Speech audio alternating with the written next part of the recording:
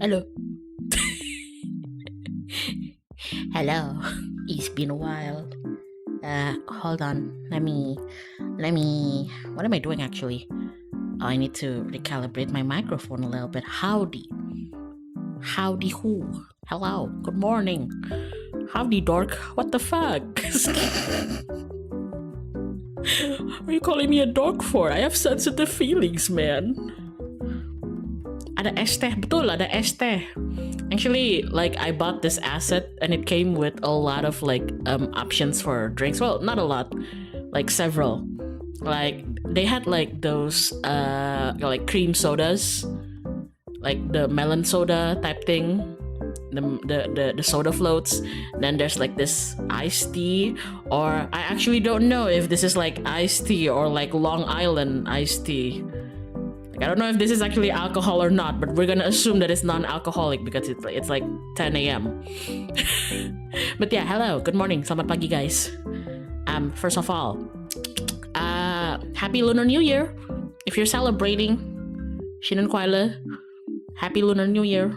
I hope you got, if you're celebrating, I hope you got a lot of money. Unless you're already married and you have to be the one who gives the money, then I hope you're not married.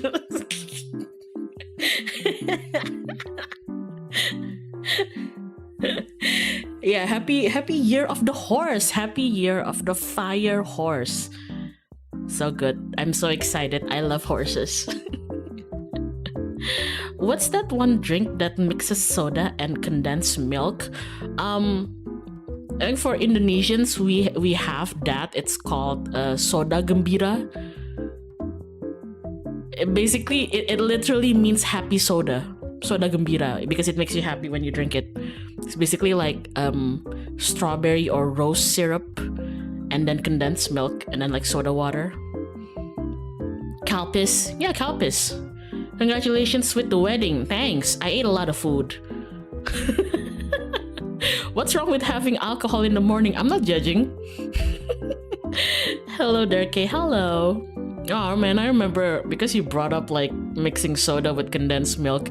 I remember the whole back when Twitter had the whole like pilk discussion, like Pepsi and milk, pilk, you know, or like, and then somebody said, "Oh, what about Filk, Fanta and milk?" And I'm sorry, but the Indonesian inside of me is like, "Rah, it's called soda gembira."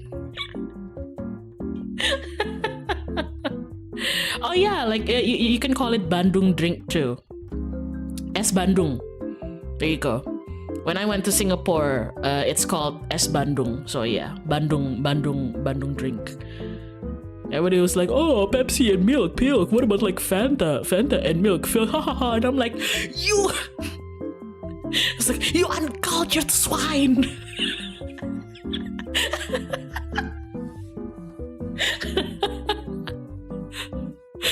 Fanta and milk.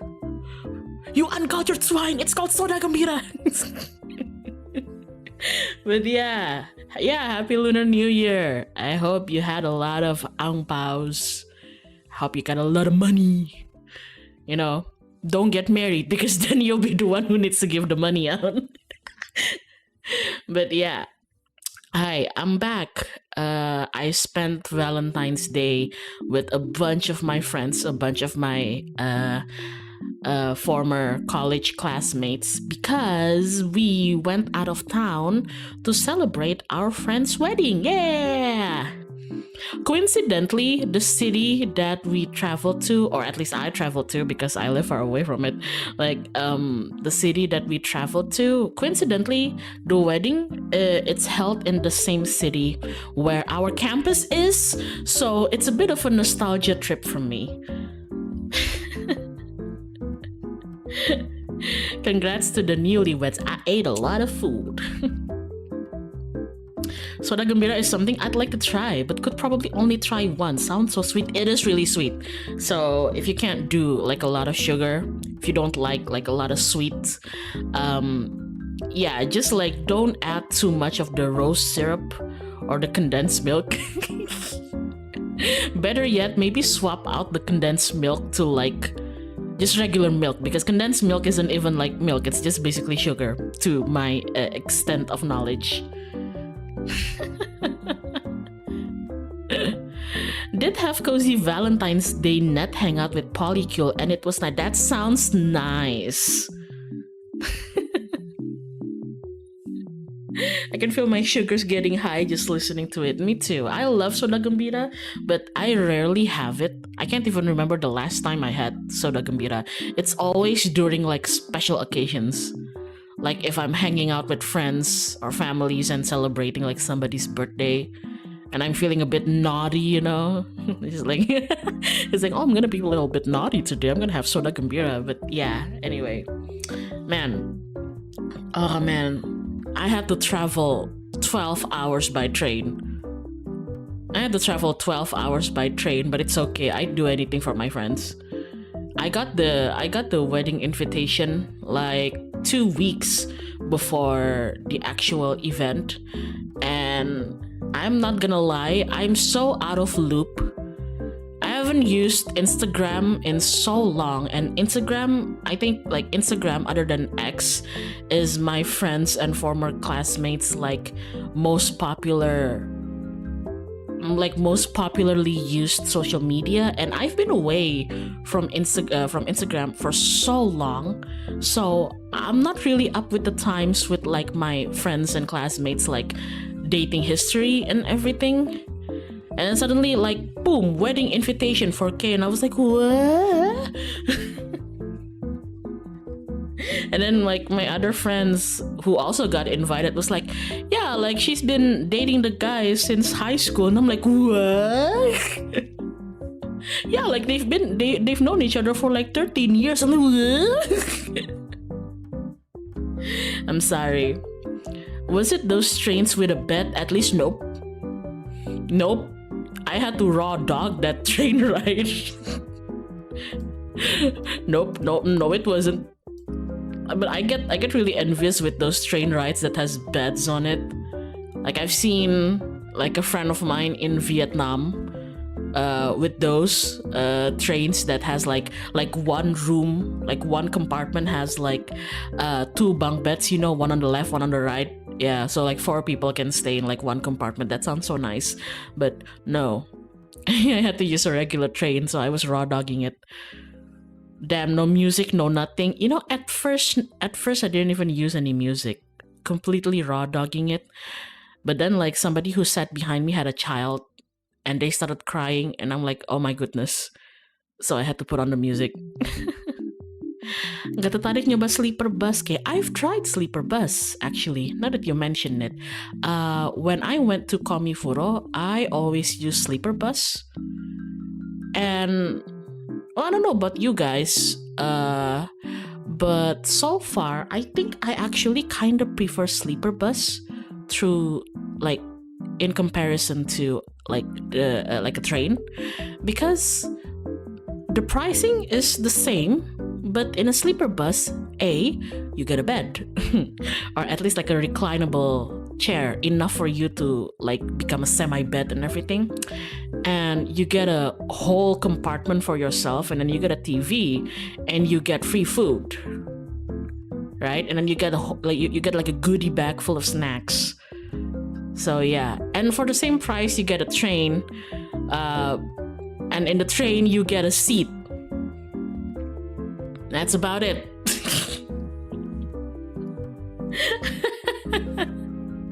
I really wanted to use a sleeper bus to go to where the wedding is at, but unfortunately from where I live to that particular city, the sleeper bus that I like doesn't have any routes there, so I had to use a train. Nanti ke CF nggak, Kay? The May one? CF yang May? I don't think I'm going there. I think I'm going to like the end of the year CF Komifuro. Tapi aku nggak akan datang yang May. I think I need a bit of a break because I'm going to Comic Parade, Komipara, on April.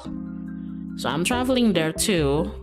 And I feel like it's gonna be really busy if I go to like April. I'm traveling to Jogja for Comic Parade, and then I have to travel to BSD like for Komifuro on May.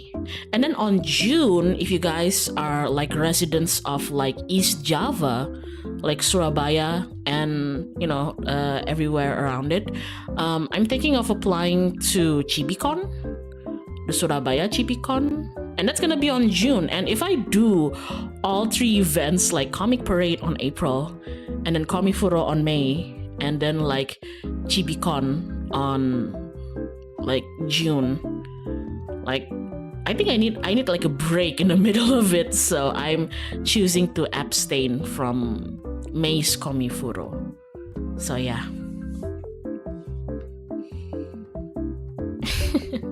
I think a lot of people are trying Komipara. Yeah, I think a lot of my on Twitter also got accepted to Comic Parade. But I'm excited to see. I've never been to a convention, like an anime-ish convention other than Komifuro so far. So I'm excited to try other things. Who knows? I might end up liking it more than I like Komifuro. Big statement, but who knows? So yeah, back to the little trip. So yeah, I actually arrived. I'm actually one of the first people in my class who arrived first in the city, because all of my friends and former classmates they basically live like really close to the city where the wedding is at. So they only have to arrive like at least a day before the wedding. Some of them even live close enough that they can just travel from like, they drive from the morning to the city, and then they attend the wedding, and then they immediately like return home by like sunset. I get so jelly. I can't do that. I had to arrive like 2 days before the wedding. Otherwise, I'd be too fatigued. I'd be too tired. So for the first day of being back in my college university city, I was exploring everything on my own. I was all by myself. I was like alone in the hotel. Oh, can I shit talk my hotel? How's your sleep? I had a wonderful sleep. I hope you guys had a good sleep too. So it's not your wedding. Ew.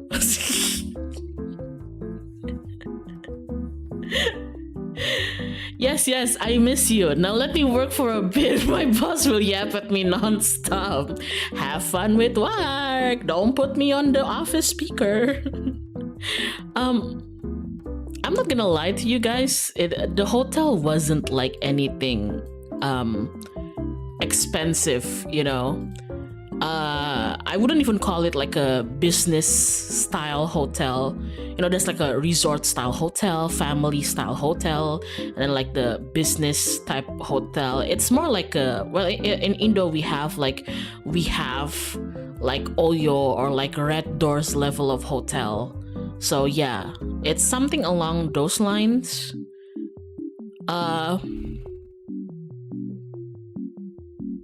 But I think the previous guest of my room, I think they were having freaky deaky sex before I came in. Can I say that?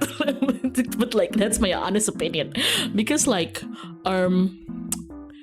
so I checked in like the hotel dog, like I checked into the hotel, right? Okay, first of all, the hotel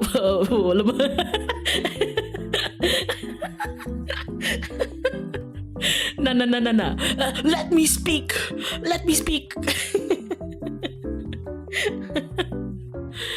To be fair, it's a campus area. This like hotel near campus area equates to like being used for freaky deaky. I mean, I don't know. You know what? I'm not gonna question it.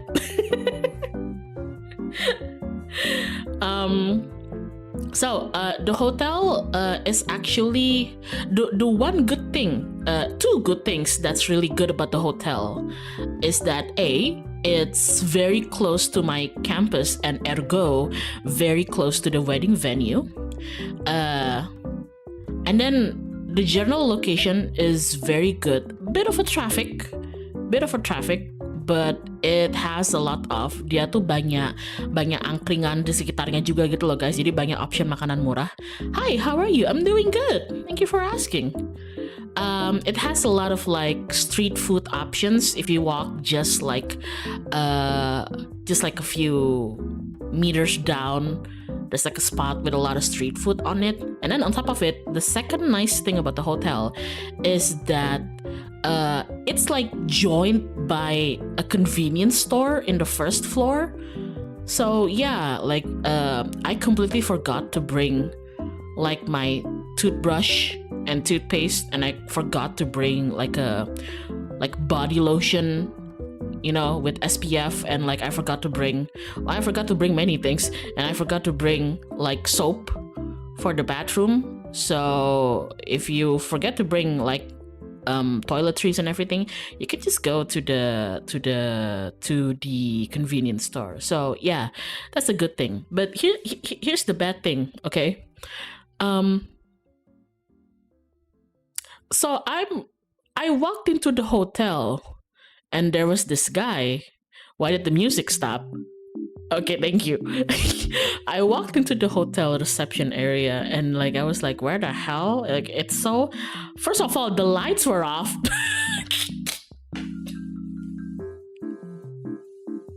Okay, I'm not even gonna call it hotel. I'll call it like I'll call it a motel. I feel like motel is more appropriate for like I walked into the motel reception area. Okay, first of all, it was like, I don't know, about like 4 p.m. in the afternoon. And it was dark. I got into the reception area and it was dark. There's not even a single light on. And I was like, oh, I'm gonna get murdered here. oh no, that's bad. And then I saw those, you know, those dingy bells that's on like a hotel reception, the ding ding ding ding. So yeah, I was like ding ding ding ding ding ding. And then from behind the counter popped a guy, and he scared me. He jump scared me. I didn't realize that because the counter was so high, I didn't realize that there was a guy behind. And all I'm saying is that I think he's high.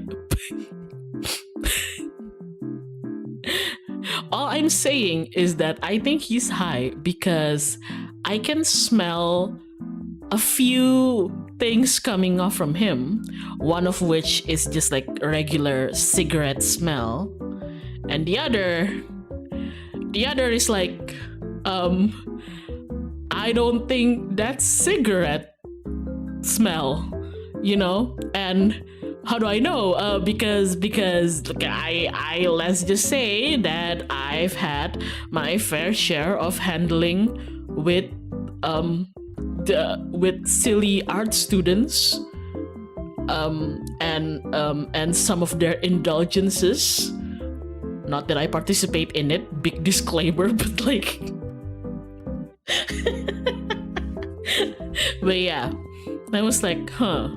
And you know, of course, like his eyes were like red, bloodshot red. I don't know if it's red because he just woke up, like he was napping before I came in and woke him up, or because of, you know, some other things. But yeah. And then he was like, oh, hi, miss, blah, blah, blah, blah, blah, blah, blah. And then I don't normally stay in motels a lot these days. I've had to since I've returned to like convention booting. So now I know it's like general practice nowadays that you have to give them like deposit money. And this guy asked for like 100K idea for like the deposit money, which is 100K is like how many in dollars? 100K is like $8 maybe. I don't know, our currency is so stupid, so fucking weak. Like maybe like $6 is 100K idea. That's so sad. But anyway, he was like, yeah, you can either, for deposit, like security deposit, you can either give us like cash 100K idea, like rupiah. And it's like, oh, does it have to be cash? And he's like, yeah, it has to be cash. Or you can give us your ID and we'll hold it until you check out. And I'm like, giving my ID to this completely stoned man who I'm not even sure if you're actually an employee in this motel. Yeah, no thanks. I'll pay the 100K. $8 in Canadian. $8 in Canadian. Yeah. I don't have any qualms about like the 100K deposit, but I think the option is so funny. It's like, yeah, you can like give us a deposit of like $8 and then we'll return it when you check out. Or, you know, if you don't want to give us $8, you can give us your ID. Nah, bro.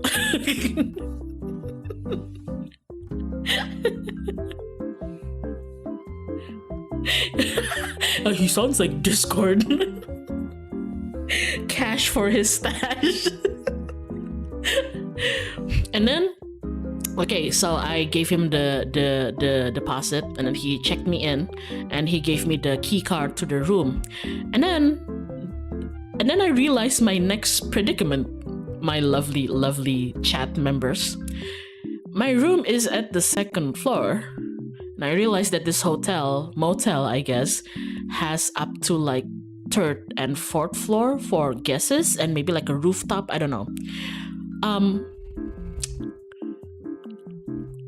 I began searching for an elevator because I brought a suitcase with me. I brought luggage with me, so I began searching for the elevator, and that is when I realized that, oh, they had no elevator. Cool.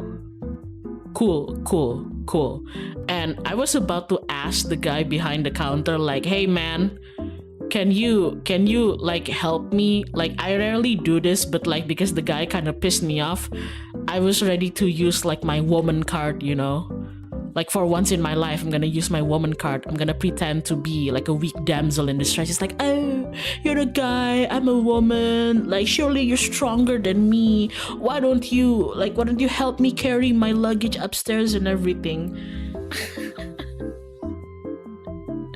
Off now to bait evil rowdy cats. Catch you later, Kay. Good luck with the cats. How many floors? They have about like 3 or 4 floors, I think. But my room was thankfully on the 2nd floor. But I brought luggage with me and they had no elevator. Okay, I can deal with lugging my own luggage for like one flight of stairs. That's fine, no problem with that. Also, when I looked at the guy, he went into the back room.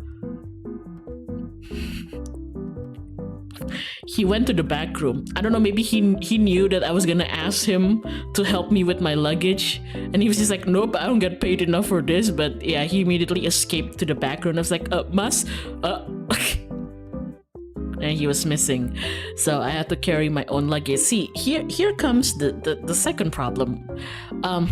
Stairs are fine, okay? I'm not some weak baby bird that I can't handle like walking and lugging my own luggage up like one flight of stairs. The problem is hello there, how's your day going? Wonderful. How's your day? The stairs in this place, how do you guys call it? I'm not an architect or an interior designer, so do correct me if I'm wrong, but they have one of those floating stairs. You guys know? Like, I only know they're called floating stairs because I play The Sims. But yeah, it's not your typical like stairs, like floating stairs, like for each like step it has like a gap. So yeah, they float, you know, you get floating stairs. Ooh, stylish. Yeah, the ankle breaker, literal walking hazard. Yeah, like it's very, I get it, it's very modern, it's very industrial, very stylish, but for a motel that doesn't have like elevator service and I have to lug my luggage up a flight of stairs, up a floor, you know, and you have floating stairs. Was there a handrail? There's no handrail. Guys, I thought I was in Wipeout. Like when I saw the stair, I was like, surely you jest. Surely, like, this isn't a real motel. Surely I'm waiting for the MTV announcer to pop by the corner and tell me that you've been yacked. You know, you've been pranked. You know, safety hazards. Selamat pagi, Karma. Apakah Anda sudah tidur, Bangsa Dewa? Bau-baunya sepertinya belum tidur ini orang. Good morning, sir. Dog, that's a building code violation.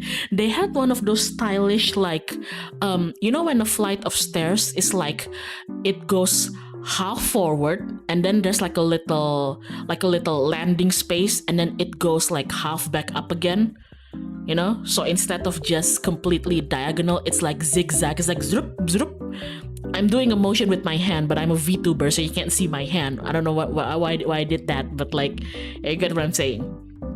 So like they had like a few steel bars vertically between the flights of stairs, but that's the only thing that you can grab on. They don't have like a railing that's perpendicular to the stairs, you know. No handrail, no nothing. You gotta use your hands when making sound effects. Yeah, I totally understand what you said. I'm sorry, I forgot I'm a VTuber, you can't see my hands. And then here's the funniest thing. So I was like, okay, I'm getting yacked here. Like, this is I'm getting MTV pranked. I feel like I'm just waiting for a TV show host with a microphone and a camera crew to just pop in from the corner. It's like, oh, you've been pranked. Hello, loser, tell us your name, where you're from.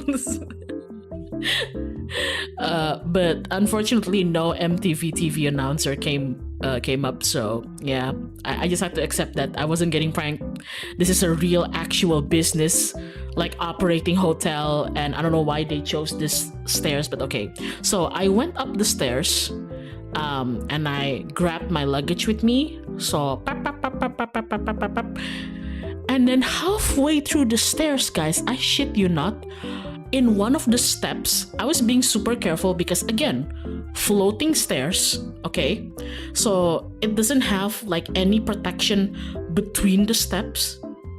Just avoid like if you drop like a pen or a pencil in between the steps, it's just gonna fall, you know.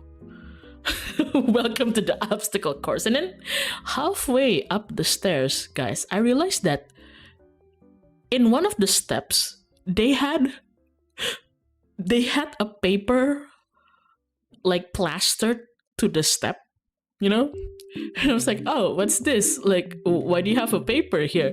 And then I read the paper, and and then the paper read, do not step here.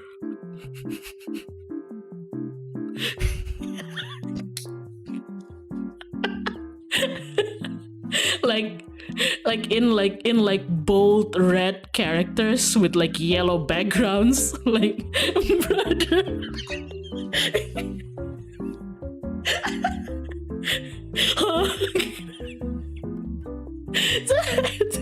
Is it with red text? Yeah, they even like whoever edited it had like a footprint PNG plastered on it and a big cross, you know, like don't put your feet there. I'm very glad you're still alive.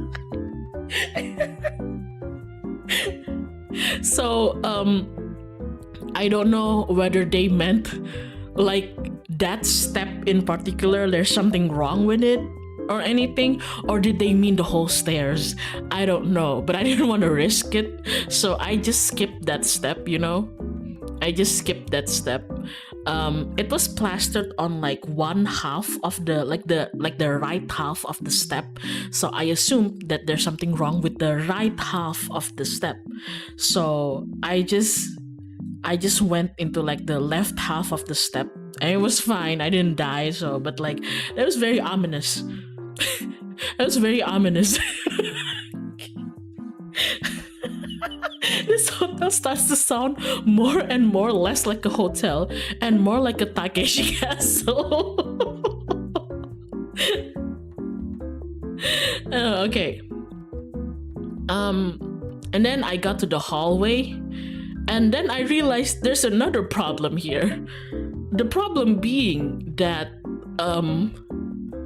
you know how hotel number, they number their room by like floor, right? So if you're on the second floor and like room 10 or 11, then you'd be like 210, you know, 210 or 211, or if they use 1000, then they'd use like 2010, 2011, you know. So room level 2, room number 10 or 11. Yeah, you get what I'm saying. So I don't know what's up with them, but they didn't do their numbers correctly, because room 207 was next to room 204, and then across from them, across the hallway, there's like room number 203 and then room number 206, you know. And I was like room 210, and I was like, okay, I just have to like go to the next set of doors, right? Surely there's gonna be like room number 210 there.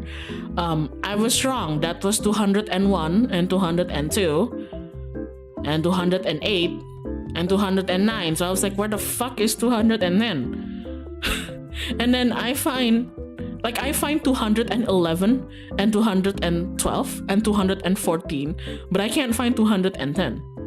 So as it turns out, 210 was at the very end of the hallway.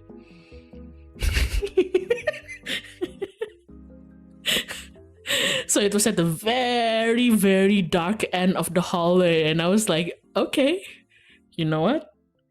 I'm not gonna judge. I know that some hotels can get really superstitious. You know how like some business owner, they don't want to have like a 4th floor or a 13th room. So sometimes the floor goes like 1, 2, 3, and then 5, and then 6, or the room goes like 1, 2, like 10, 11, 12, and then 14. Like, okay, like I can respect superstition, but I don't know if that was just superstition or just like the owner being a bit quirky about it, you know? You sure there isn't any cameraman following you? So I got into my room, okay, and the room itself is fine. I'm sharing the room with one of my best friends, but because the city that she lives on is basically like next door to this city where we're at. She didn't have to come in as early as I did. She was gonna arrive a day before the wedding, whereas I arrived 2 days before the wedding because I had a 12-hour train. Okay, my ass hurts. So it was like a room with a twin bed, and like for the price, for like a motel, for like a all your red doors type of thing, it was actually pretty spacious. You get a little closet, you get like toilet and shower and sink. Well, duh. You got a twin room, you got AC, you got TV, standard motel hotel shit. So I chose a bed, right? I told my best friend, just like, since I came in first, I will have the liberty of choosing which bed, and I chose the bed that's closer to the window. Also, I opened the curtain to the window only to be met to the wonderful sight of a brick wall.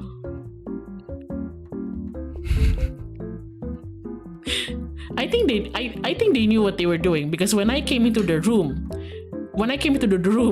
the curtain was down. You know how usually when you go into a motel or a hotel room, like the curtains are actually like up, like they're not released because they want you to see the view and everything. No, when I came into the room, the curtains were down, and I feel like they knew why. I feel like I'm in, that Mr. Bean episode where he stayed at a hotel and the view was just a brick wall. They did that for comedy. And the curtain wasn't like a drape curtain, because drape curtains, you just gotta swipe them to the side and then tie them up, right? It was one of those pull and push curtains. So I pulled on the cord to reveal the view, and I was met with a beautiful view of a brick wall.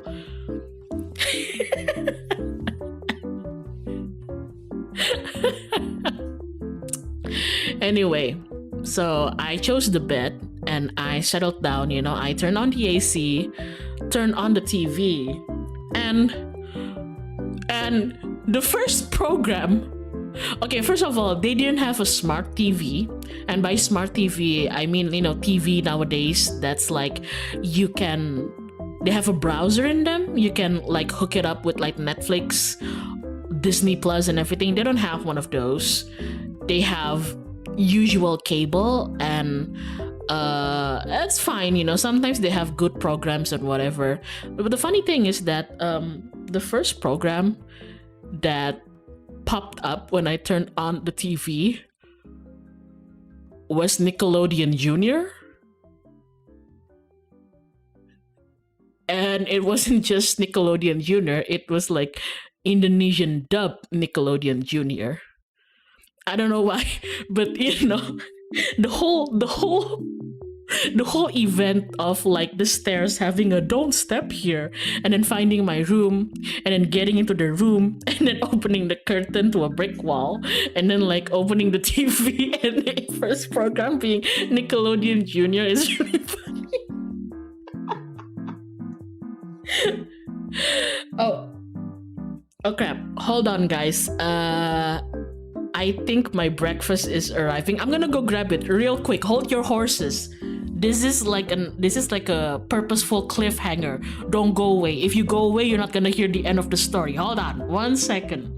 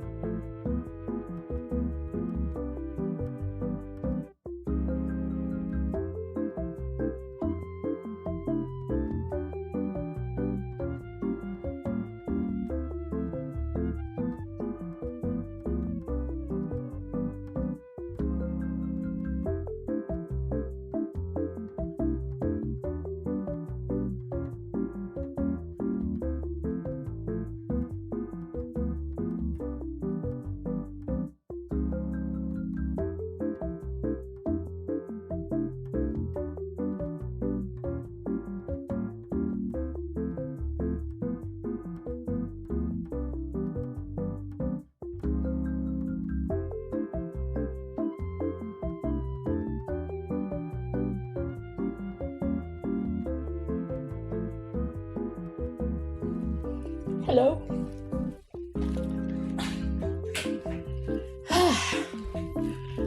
I'm back. Hold on. Let me put the stuffs here. Thank you for waiting. Okay, where was I? What that noise? It's my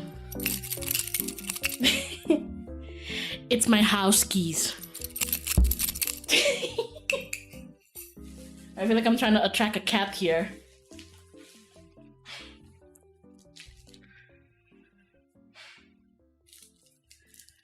Welcome back. Did you grab the breakfast normally or does it involve parkour? Normally, for once. I ordered this there's this sandwich shop near my home and they sell, I don't know, for the name I feel like they're like Korean inspired, like Korean street food type of sandwich, like Korean breakfast sandwich or something. But see, here's the thing. It's like 10:46 a.m. right now, right? I ordered it at 9:30. So I guess either something came up or I guess they're really busy, which if they're really busy, like good for them, you know, have a good business, but holy shit, I ordered this at 9:30 and your place is actually near my home. Maybe that's a lesson to me. Maybe next time I should just like walk there instead of having it delivered. Like super delayed, but it's okay. Anyway, where was I? They must have a top staircase too. What did you get? I got something called the Classic, which I think is like egg, like an egg and tomato and lettuce, and this looks like ham, but I don't know if it's like actual ham or like beef ham, because a lot of places won't serve pork in Indonesia, obviously. But either way, it's fine with me. Yum, moist sandwich. Anyway, where was I? Okay, so I opened the TV, and it was Nickelodeon Junior, right? And then like I start going through the channel, and they have like regular Nickelodeon, and I was so happy. I was so happy because the regular Nickelodeon was playing iCarly.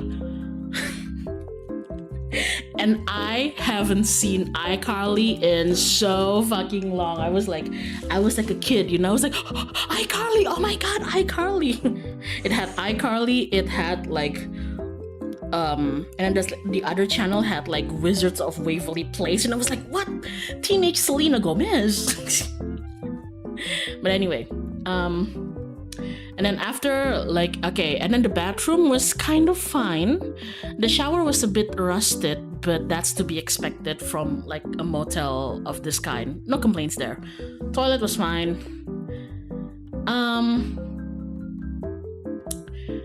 And then like I changed my clothes from my travel clothes. I hung up my travel clothes and I changed into some comfy like sleeping in clothes because I was too tired to walk around in search for food. So I decided like I'm just gonna order food in to the hotel. So I changed into my pajama. And then like I laid down. I wanted to lay down on the bed that I chose because the room had twin beds, right? And then that's when I realized like, it's nice that this hotel has like actual hotel level of bed covers, you know, the duvet, the thick duvet. And it's nice that whoever is in charge of housekeeping actually, you know, when you go into a hotel and they tuck in the bed cover, the duvet, the blanket, the thick blanket, they tuck it into the bed, like the sides of it. So you can lift it from the top, but like you really have to pull it from the sides to put it out. Yeah. I realized that the duvet, the pillowcase and everything was white, you know, typical hotel shit. realized that the duvet had like strange dried stains on it, particularly of the white variety. Whatever was spilled on this duvet, it wasn't anything that had like a particular color to it, because like the stains were like they don't have any color, but you can tell that something stained it. You get what I'm saying? And I know it's not just some water, because then water doesn't have that kind of stain, doesn't have the viscosity, you know? Water just evaporates, they just dry out, right? I was like, yogurt, not the mayo. And then okay, I am going to allow you guys to throw tomatoes at me, because fair. Why did I do this now that I look back? But because I got curious, I did a little sniff test.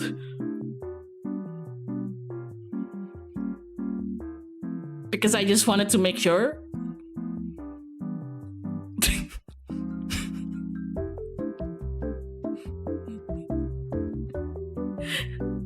Nah, that's valid. Thank you. Oh, come on, man. Like, I had to make sure it wasn't any actual dairy product. You know how if you spill milk or yogurt or like actual dairy product on your bed sheet and you don't wash it out, you just let it dry, it's going to smell spoiled, you know? Yeah, I just wanted to make sure of that. I had no other reasons, but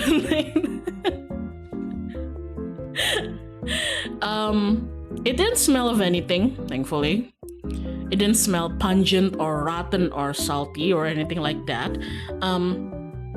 It just smelled like washed sheets, I guess, but also it didn't smell too perfumey, because if it smelled too perfumey, if it smelled too strongly of like perfume or like bed spray or like I don't know, like bed deodorant, I actually get a bit too sus, because then I feel like you didn't actually wash the sheet, but you don't want people to know, so you just sprayed it with some fragrance.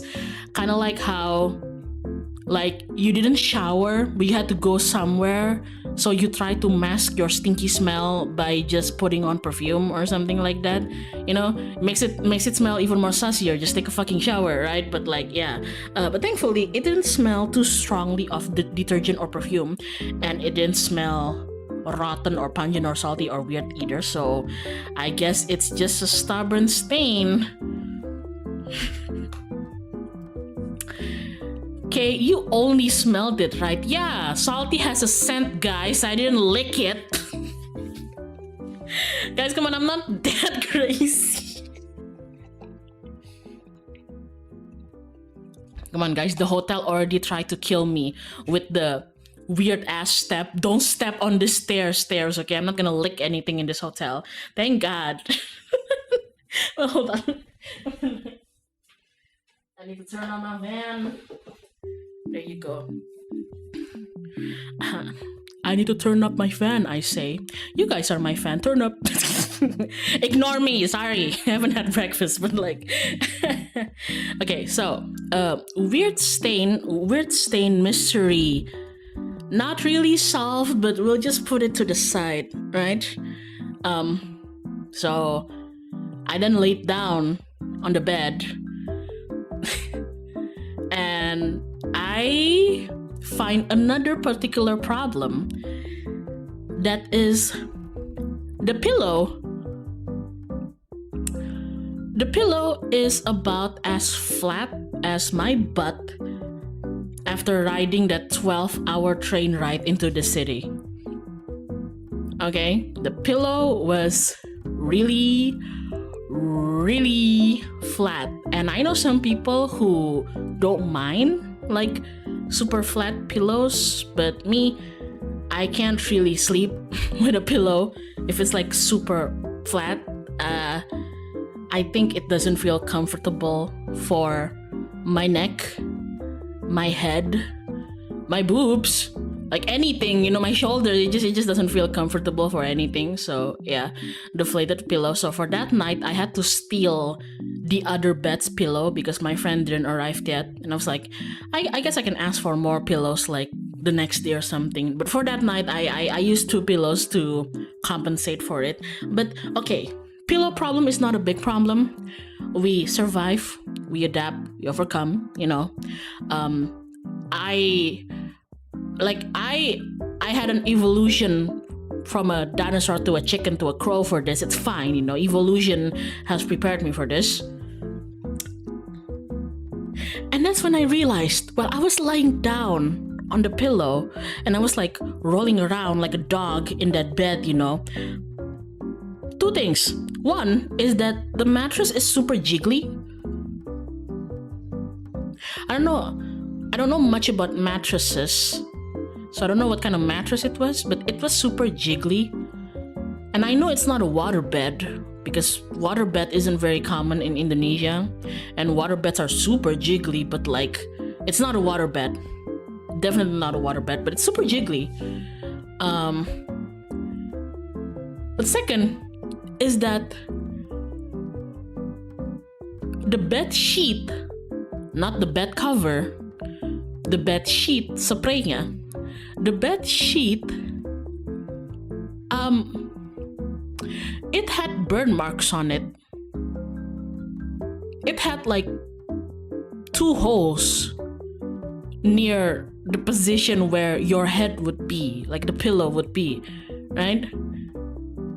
It had like from the particular shape and shade and everything, it was as if somebody was smoking here. And look, all I'm saying is that I think somebody had freaky deaky sex in the bed that I'm using, and some cigarette play was involved.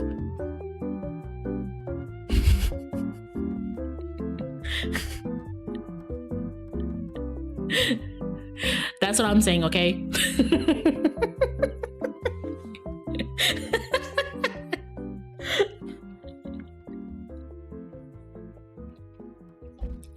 Or that someone fell asleep while smoking, or someone fell asleep while smoking while listening to Nick Jr. So while watching iCarly, okay, that's what kind of threw me off, because then like I feel like somebody, whoever was staying here before me, had some freaky dicky unga bunga on my super jiggly bed. I don't know if the jiggly bed like adds to the experience. Like somebody before me had some really freaky dicky unga bunga with some cigarettes involved, and the TV was playing iCarly. So like I don't know how to feel about that. So.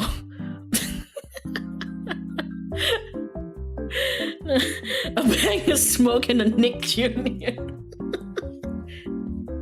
Oh man. But for the rest of the stay, me alone was actually fine. My friends weren't gonna. I stayed in that hotel with 3 friends, 3 of my best friends. So like, one person was gonna share the room with me, and then the 2 others are gonna share a twin room right next to our room, but they weren't gonna arrive for another day, like I said. So I spent that night and the following morning alone, and it was fine. I had to order in food for that evening, and I was like, oh, you know, like it's not often that I get to come back to this campus city of mine. It's been years since I was in college here. And this is like a touristy city too, you know. I should order something that's like a local delicacy, you know. I should order something cultured. I should order, you know, something local and culture, so I can tell people like, yeah, I went to the city and I got like some authentic food from blah blah blah. Anyway, I ended up ordering the butter chicken rice from the cafe where me and my friends used to study in.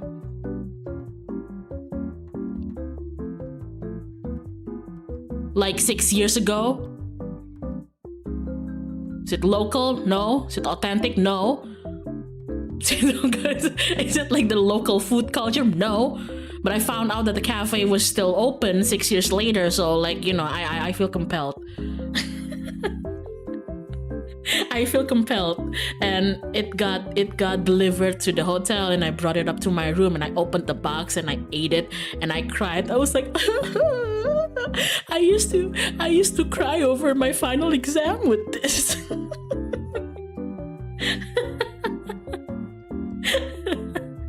You wanna know the funniest thing? Is that I kind of laughed at myself. I was like, you know what? Like, I came 12 hours train ride into the city, and the first thing I eat is not even like anything like cultured or anything. It's just like my nostalgia food, right? But then the next day, my best friends came, right? And then they wanted to order food too because they were hungry, and I already ate by the time they came in. So I was snapping, and then when I woke up, they were in my room and they were eating. And want to know the funniest thing? They ordered from the same cafe.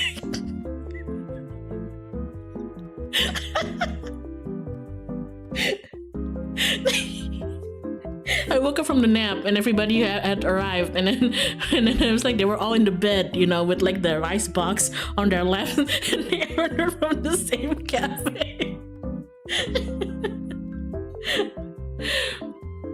Yeah, eating on the same place from uni 5 years later is a legit achievement. Most restaurants don't even. Yeah, like I was really impressed that they still survive, and like the current uni kids were still eating there. Cafe core memories. Oh man. I think it's good that they're still open because the cafe, I think they were built for students because it's 24 hours. It's 24 hours in a campus city, like so close to the campus itself. Yeah, they probably meant it for students. I'm not a student anymore. 6 years has gone and passed since I graduated. But like, for tonight, we are students. And then came another funny thing about this hotel. So, that day, the wedding was at the 15th. But that day, the day that my roommate and my best friends have already arrived and we were finally together, it was the 14th, which was Valentine's Day. And we booked a dinner together at this like nice restaurant with like some of our friends who actually lives in the city, right? So like, oh, we're gonna meet up and have a dinner, and blah, blah, blah. And then so we had dinner, which was surprisingly normal. It was very crowded because it was obviously Valentine's Day, but we caught up, and I had the best mushroom soup in my life in that restaurant. Holy shit. I mean, some of my friends don't like mushroom. I like we gave them like a spoonful of the mushroom soup for everybody to try. And they were like, yeah. But then I got a spoonful of the mushroom soup, and it's like, yummy. I love fungus. But the dinner itself, there wasn't anything like crazy or like stupid that happened. There was one funny thing. I got bullied for it because there were like the 6 of us, and we wanted to order a taxi to go back to our hotel after the dinner. So I ordered us a Bluebird. For the non-Indonesians, Bluebird is like, I don't know, it's like the most popular like taxi service in Indonesia, like the most popular taxi company in Indonesia.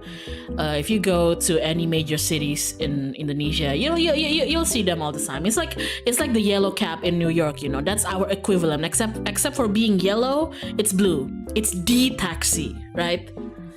Yeah, it's basically my taxi if I were blue, but like yeah. So yeah. And now Bluebird has an app so that if you don't want to flag down a taxi that's like driving around in the streets, you can just order the way you order an Uber, right? So I ordered a taxi to come pick us up. And the way that Bluebird works is that you order it and then it comes to pick you up, and then you get into the taxi, and then on your phone they'll give you a code, and you have to give that code to your driver before the driver can start, like properly actually accepting the drive request.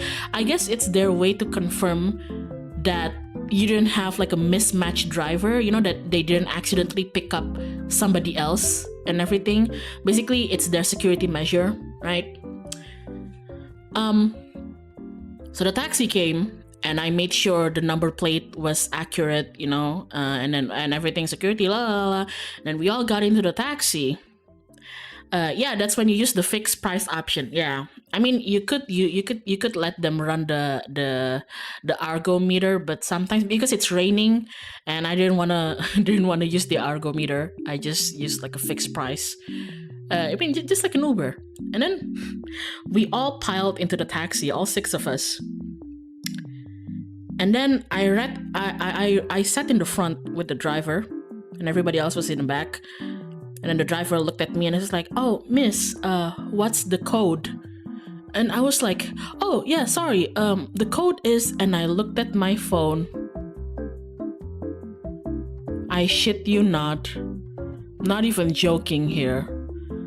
I look at my phone and the code is 67.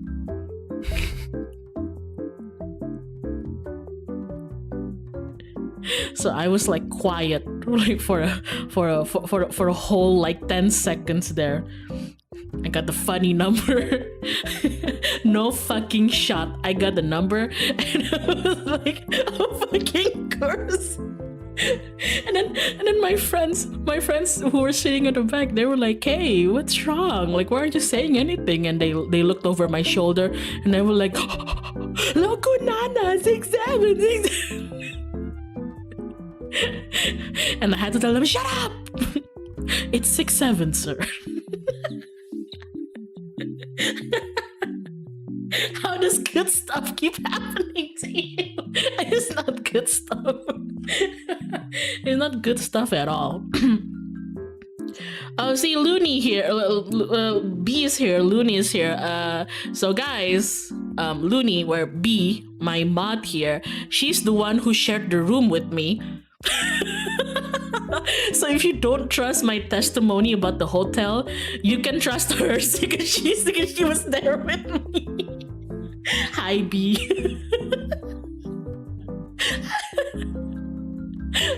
So we got back to the hotel, and then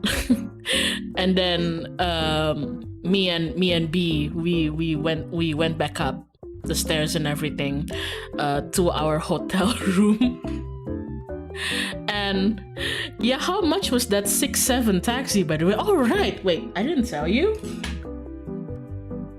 Did I not tell you? You just chatted me during the stream.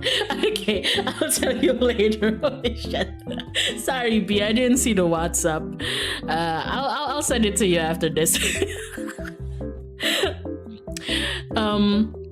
So we went back to the sorry, no, it's okay. Like me and B went back up into the room, right? And I had our room key card, and so I pressed the key card.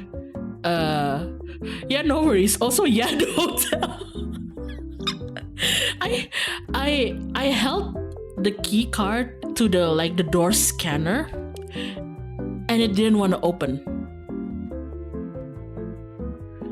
So, like, you're supposed to scan the key card at the door handle, and it's going to beep, and it's going to like bleep green, and then you can come in, and then you can put the key card into like the electrical slot, and it'll like power up the room and everything. Yeah, typical motel hotel shit, right?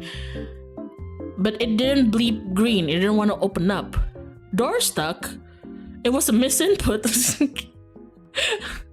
So B, bless you, B. She graciously went down to the reception to ask about it, and then a few seconds later she went back up, and I was like, what's wrong, B? Like, what did they say? What's up with the door? Is it like, did we do something wrong? Did we not close it properly? Is like a technical issue? And you know what B said? B said, I think I think they forgot that we're staying more than one night here. I was like, what? And B was like, yeah. Oh, sorry, that was my phone. I was like, what? And B's like, yeah. Like, what do you mean they forgot that we stayed like more than one night here? And B was like, well, I asked the guy about it, and it seems like they had to like, they were like, oh shit, and then they had to like extend the thingy. And I was like, yeah, but we already paid for like 3 nights here. Yeah, but like the system only remembers that we only stay here for 1 night. So the reason the card doesn't work is that, you know, in their system they kind of forgot that we're still staying in the room. Grab no tip. Wait, what? Yeah, I don't know. So basically, like, we already paid for 3 nights, and I used like Agoda to book the stay, and in my Agoda receipt, yeah, it does say 3 nights, but I don't know what's happening with the hotel system, but it's as if that they think we already checked out, you know, but obviously we haven't. Too stoned to remember.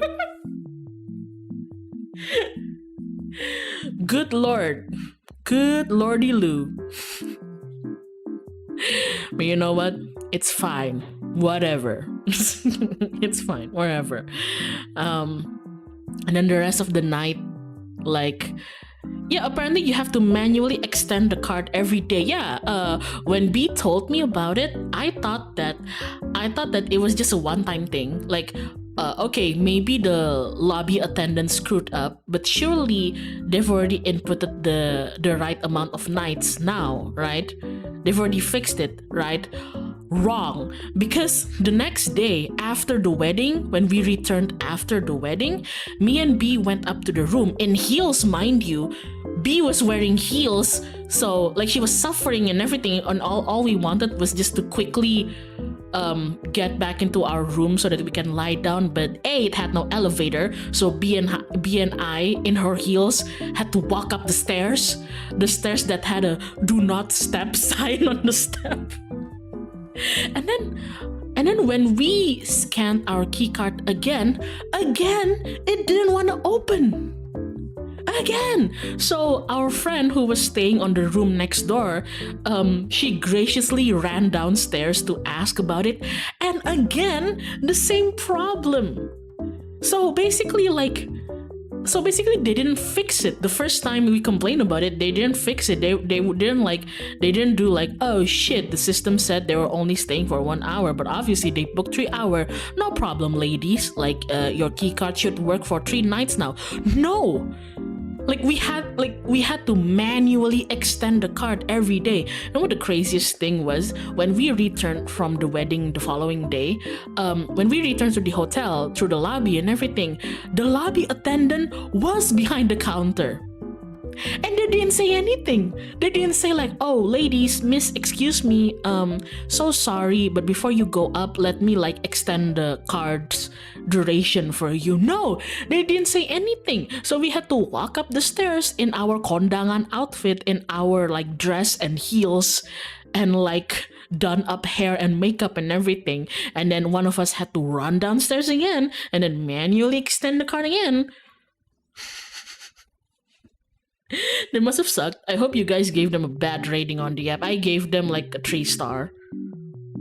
Like, I noted some good things about the hotel, like the location, the convenience of having the convenience store right next to the hotel, and some other good stuff. It wasn't expensive at all. The price was, yeah, it was very affordable, but goddamn, bro.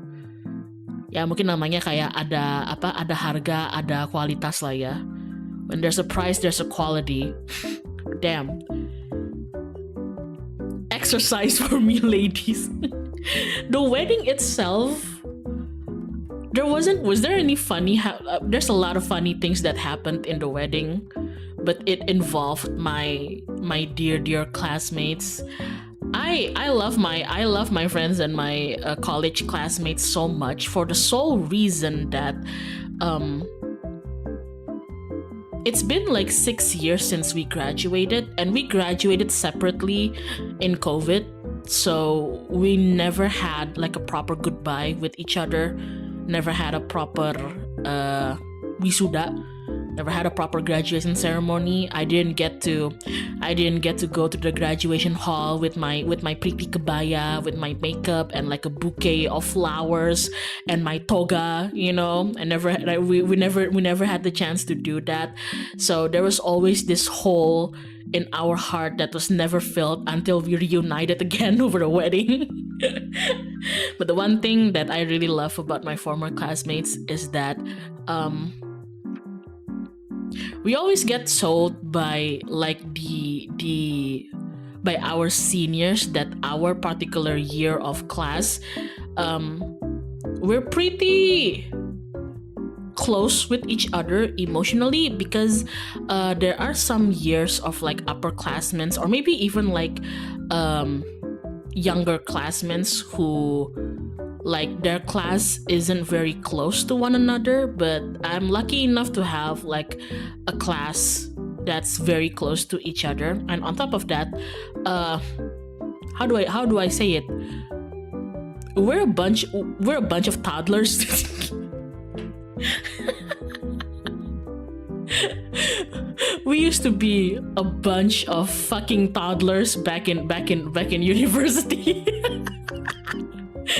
We used to be a bunch of fucking brats and toddlers in university, and it's good to see that 6 years after graduation and like 10 years since we, you know, entered the campus to become students and everything, and like meeting them all again in the wedding. Some of them haven't seen or heard from me in particular for years, because I don't play with Instagram and like other social media a lot.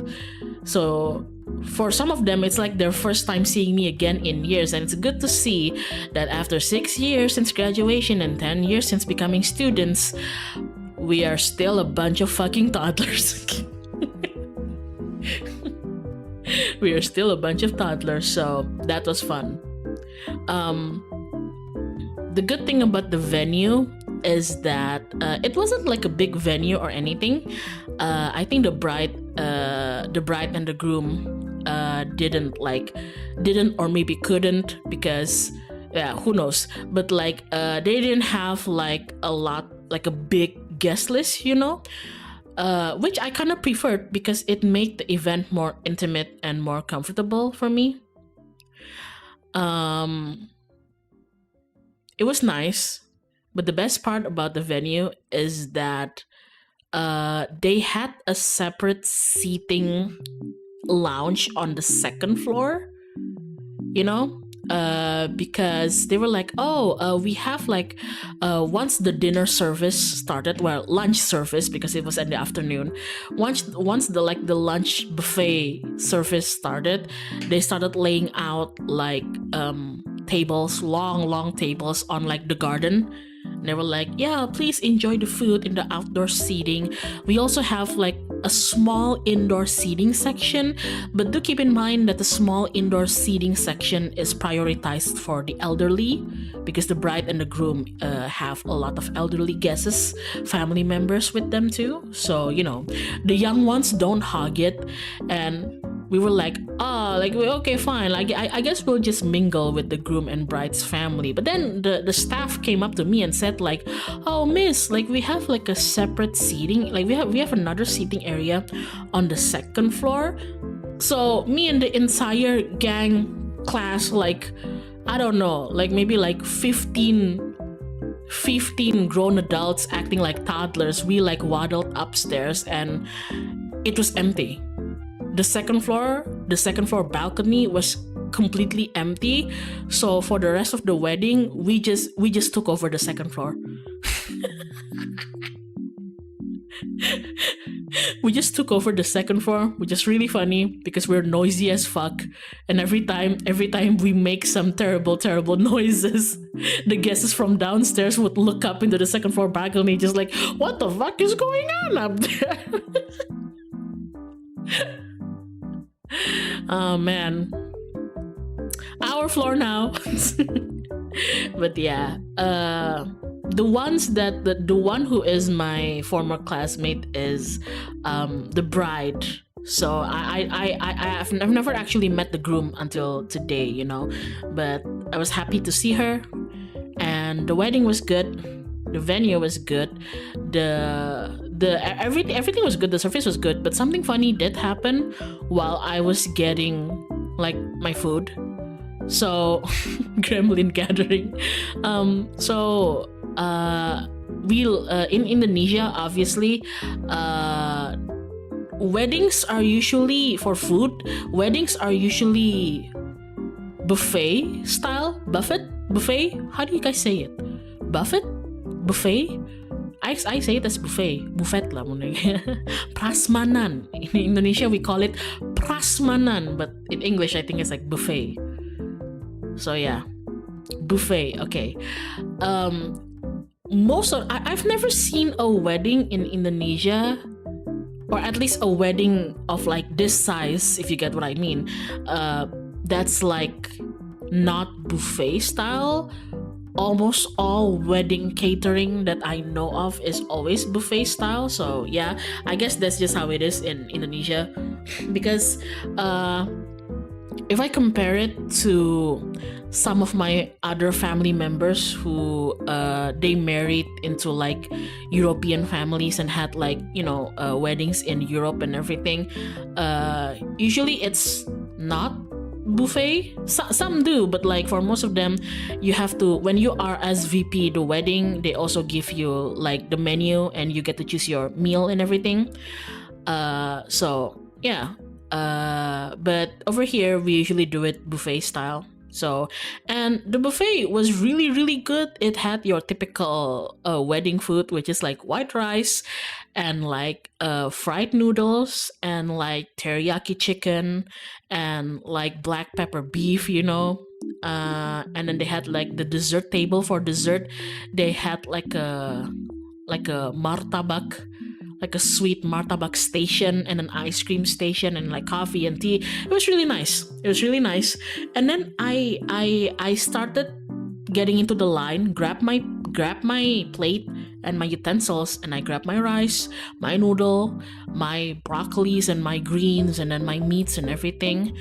And then me and my friends were a bit too lazy to like, you know, grab this plate, go upstairs, eat, and then come back downstairs to grab dessert. We just wanted to get everything in one go. So with one hand, with my dinner plate and everything, we just decided we're just gonna go immediately to the dessert section and like get our plate of dessert too, and then just bring both upstairs, you know, because we're too lazy to go up and down like that. So after we lined up for the food line, we lined up for the dessert line, and then my friend got the martabak manis, the sweet martabak, you know, the pancake station. She was waiting on that, and I was next to her, and I wanted to get the ice cream. So there was one attendant who was serving ice cream, and then I realized bit of an odd placement, but next to the ice cream station is like a small station where they were serving up something pastry looking, and I was like, oh, maybe it's like a sweet pastry, like, I don't know, maybe like some kind of Danish. By the look of it, it had like a puff pastry type of thing, you know. So I was like, oh, maybe it's like something sweet. But then I asked the attendant, and it said like, oh, this is like a salmon quiche. And I was like, wait, what? The salmon quiche is on the same table as the ice cream? Bit of a weird placement, but yeah, you know, like, I'm not gonna complain about that. And they were like, oh, miss, do you want a plate of the salmon quiche? And I'm like, I'd love a plate of the salmon quiche. So turns out they have like one steam tray full of slices of salmon quiche, but they've also already laid out some of the portions into plates, right? Salmon quiche, like a salmon tart, like a savory tart. Okay, it's been ages. Hello. Yeah, there you go, salmon quiche. So I told the attendant like, you don't have to give me like a small plate of the salmon quiche. Can I please just have a fresh one from the steam tray? And then can you put it on my already existing plate here in my hand? Let's just put it with my rice and my greens and my meats and everything. And the attendant was like, oh yeah, sure. So they opened up the steam tray and sliced me up a fresh one. While this was happening, a lady cuts into the line right next to me, and I was like, "Whoa, lady! Lady, the line's back there, right?" And then I think she tried to get the attention of the attendant, but the attendant was obviously still helping me, slicing up a slice for me. And the attendant's like, one moment, ma'am, and everything. And then the lady looked at me, and then she was like, apa kamu mau apa kamu, which is Indonesian for like what you want. And I was like, excuse me? Excuse me? No, I'm just here to get the salmon thingy. And you know what she did? She was like, mau apa kamu, mau apa? And then she picked up one of the small plates of the already prepared salmon quiche, and she picked it up, one small plate. You know what she did? She puts it on top of my plate, just like squished it down to my rice and vegetables.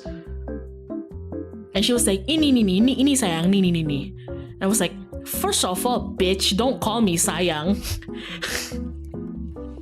Ain't no way. Yes way. And I'm not crazy because my friends were lining up behind me and they saw the whole thing. Apa sih? I don't know, man. It was so crazy. Like, my friends who were lining up behind me saw that, and they were already giving the entire thing like a stink face, just like, what the hell?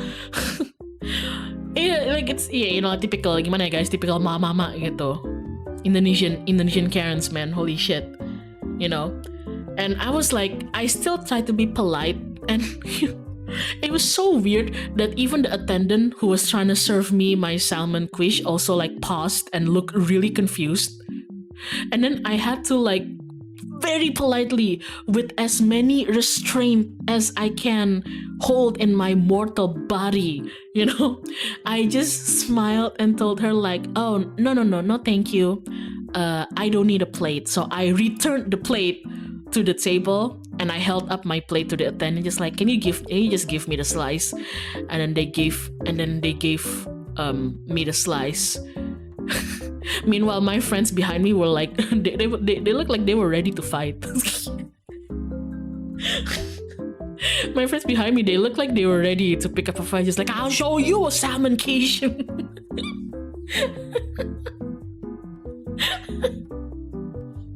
I was like, it's not worth it, guys. It's not worth it. That lady is lucky that's not my wedding.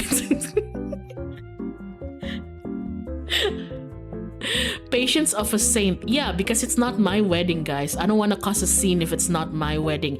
If it's my wedding, it's a whole other different story, okay? If it's my wedding, I think brides should be allowed to punch their guests if they're not behaving. We're gonna do kick me out of my own wedding? Oh man. So yeah, I went back upstairs to the second floor lounge, and then I sat down with my friends, and then one particular friend of mine who was right next to me saw the entire thing. She was like, that was crazy, what was wrong with her? And I was like, dude, just let it be, man. Like, Karens, what are you gonna do about it, right?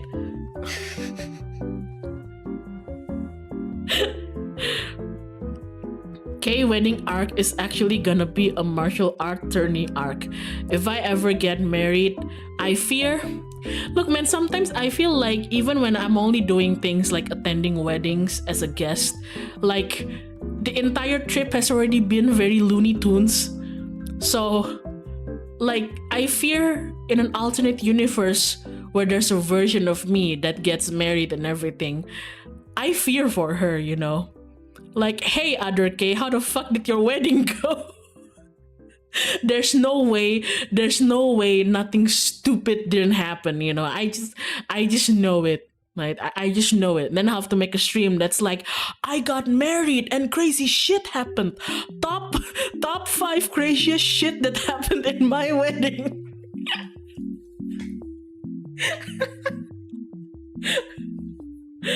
Oh man. Top 5 craziest shit that happened in my wedding. Number three will surprise you. Number 15. Wait, I said top 5. Oh man. But yeah, the K wedding situation is crazy. But yeah, other than that, nothing crazy happened. Basically the entire like ceremony, the profession, the ceremony, and then the subsequent lunch service, it ended by like 1 p.m, which is really nice. I like weddings nowadays. I've noticed that for a lot of my friends who recently got married, usually their wedding day doesn't go past like 2 p.m, 1 p.m, so it's just like a quick procession in the morning and then followed by a lunch buffet that goes up to like 1 p.m, and then you get to go home. I love that, I love that. So yeah, by like 1 p.m, some of the guests have already left. So me and my former classmates, we decided to walk into our campus grounds because the wedding venue is right next to one of our campus gates. So yeah, there you go, a bunch of like 15 grown-ass people wearing like wedding venue attire, high heels and everything, whatnot, carrying like flowers and bouquets that we got as souvenirs from the wedding venue. Also, I really loved my friend's idea, the bride's idea, because I really like her idea of the souvenirs for the guests, because when you check into the wedding, they ask you like, what's your name? Are you on the guest list? La la la. They give you, get this guys, they give you a gacha ticket. They give you a gacha ticket. Oh, I mean, the bride is obsessed with Genshin. I know that. But like, they give you, like, for each guest, they get a gacha ticket with like a number on it. And like, that's gas. That's absolute gas. That's so cool. And then like, when you unroll your number, you basically get different goodie bags.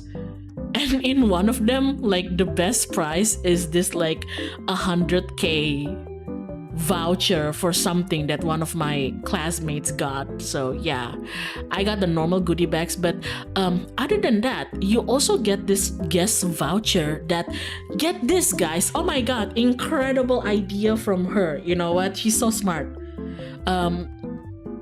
Aside from the gacha, for the goodie bags, you also get this voucher that you can reimburse in a different station. Now you might be wondering, what is the station gonna give you? Like mugs, like accessories, fridge magnets, No, the station gives you fresh produce. Yeah, so like fruits, vegetables. Guys, they got bags of garlic and chili peppers. Do you know how expensive cabe is right now. You know how expensive chili peppers are right now. So yeah, you can exchange your voucher for like any of the fruits and vegetables and like basically fresh produce. That's such a cool idea. Bro, sembako, coy. That's such a cool idea. Like actually something that you can use, you know. Not trying to hate on typical like wedding souvenirs, but like I think wedding souvenirs has like they've already leveled up their game, because I remember when my cousins got married, they did try to make sure that their wedding souvenirs were something that's like that can be used practically, you know, that's not just like a photo frame or like a fridge magnet. I remember in my cousin's wedding, their souvenirs are actually like thermos, you know, just like a I don't know, like a custom drink thermos, you know, with like maybe like their symbol or initials engraved on it. Really cool, right? This is my first time coming to a wedding where they literally give you, the fuck is going on out there? Oh, my cousin's cooking, never mind. But like, this is my first time coming to a wedding where they give you like fresh farm produce, you know? And everybody was fighting over the chilies because chilies are so expensive. Hi, Kay, hi. And then one of my friends got a pineapple. So for the rest of the wedding, she was just like holding that pineapple around.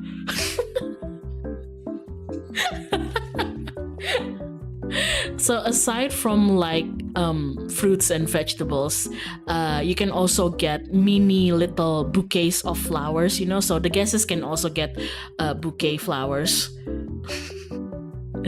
Yeah, very good bride and groom.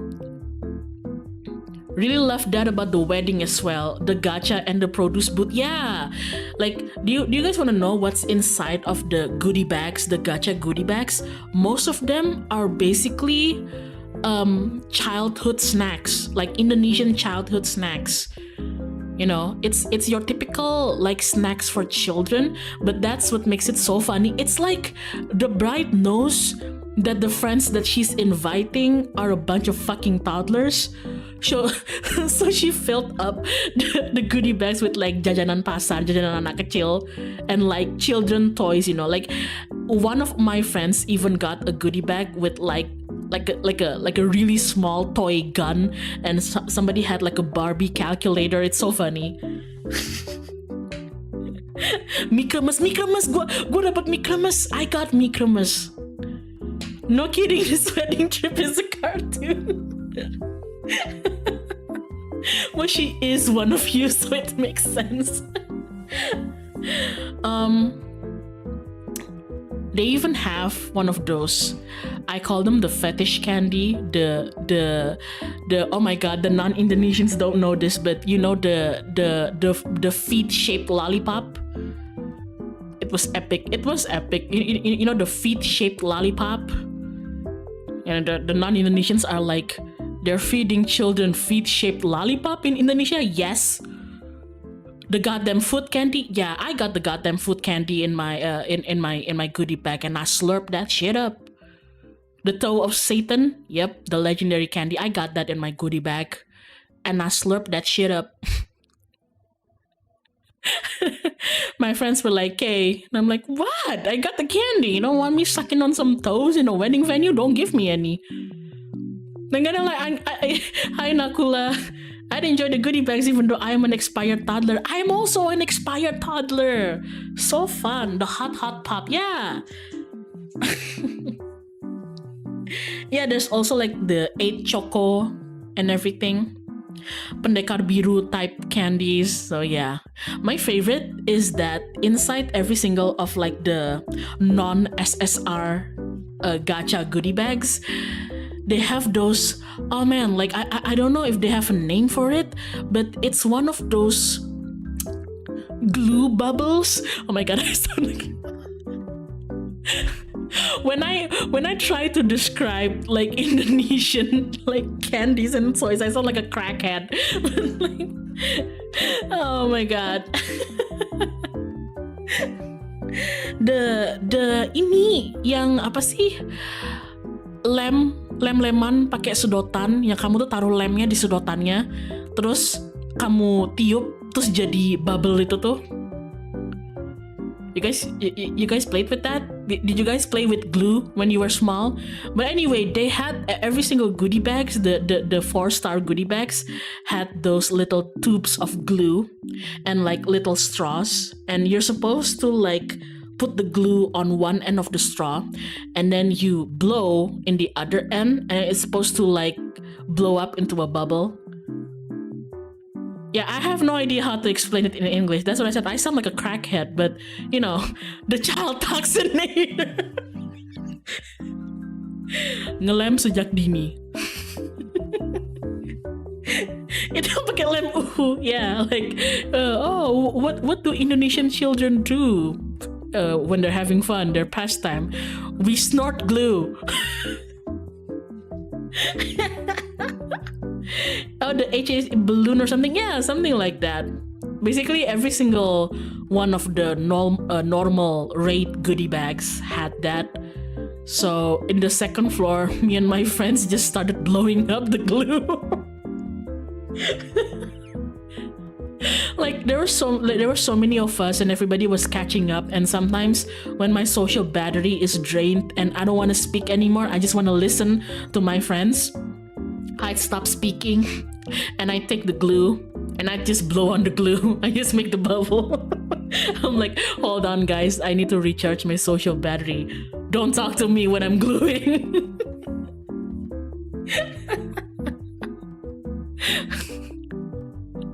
Oh man, actual toddler.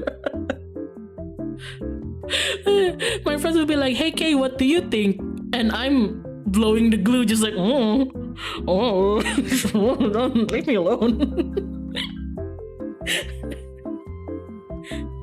Ngelemin ni orang emang. Yeah, it's such a good party filled with miremes feats and glue balloon. Yeah, it's just a shame that I got hit with a Karen, but otherwise it was a really fun wedding. More so because it's also an opportunity for us to see each other again after years. And then around 1 p.m. The wedding is already done. Love that, by the way. Hate all-day weddings. And because the venue is right next door to one of our campus gates, we decided to sneak into campus. Because we thought like, hey, you know how we graduated during COVID? So we never got to take pictures with like, you know, pretty outfits and flowers and together during our graduation. Well, we're all wearing pretty clothes right now. We're all wearing makeup with like our hairdos and everything. And we got flowers from the souvenir shop. Some of us got pineapples and like dragon fruit. So why don't we just come into the campus and take a few photos? So yeah, that's what we did. We just ended the day by sneaking into campus. Time to run it back one more time. You know what I hate? I hate that 6 years after I graduated, my campus got better. I hate that. Hate that shit. Is it not open for the public? It is actually open to the public. My campus, my university isn't a private university or anything like that. But saying that we sneaked into campus makes it sound funnier.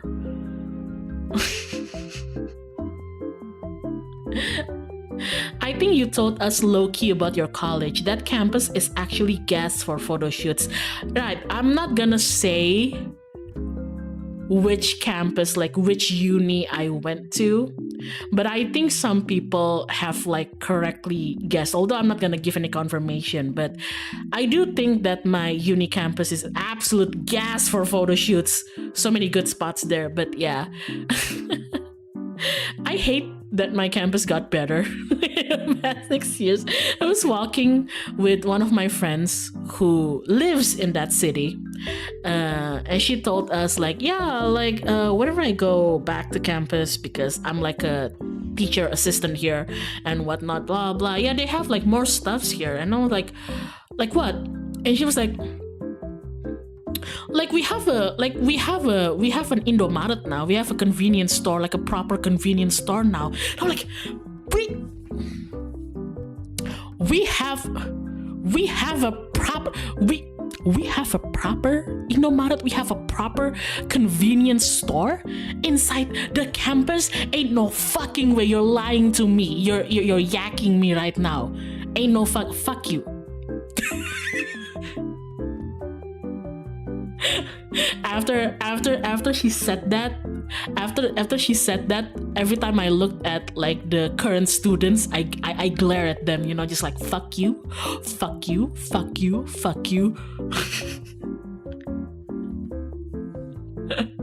Back in my day, we didn't have any convenience store. You know what we had? Probably like koperasi.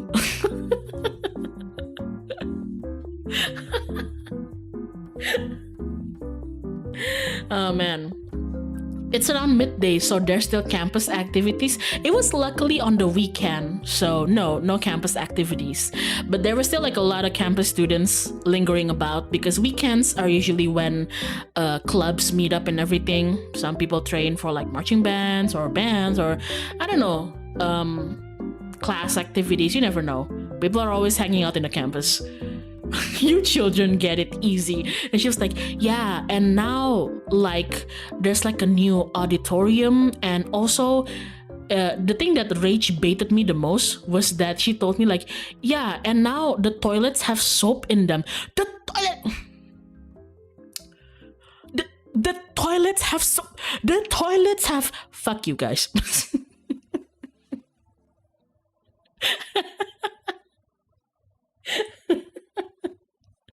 Soap, hand soap in the fuck you guys. They didn't have soap before, guys. Let me tell you. Back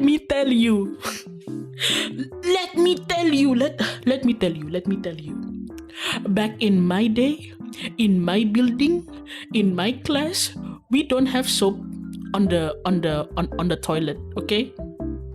We don't have soap on the toilet, on the sink, okay? It's everybody for themselves. It's a battle royale up there. You have to bring your own soap. I was the soap girl, okay?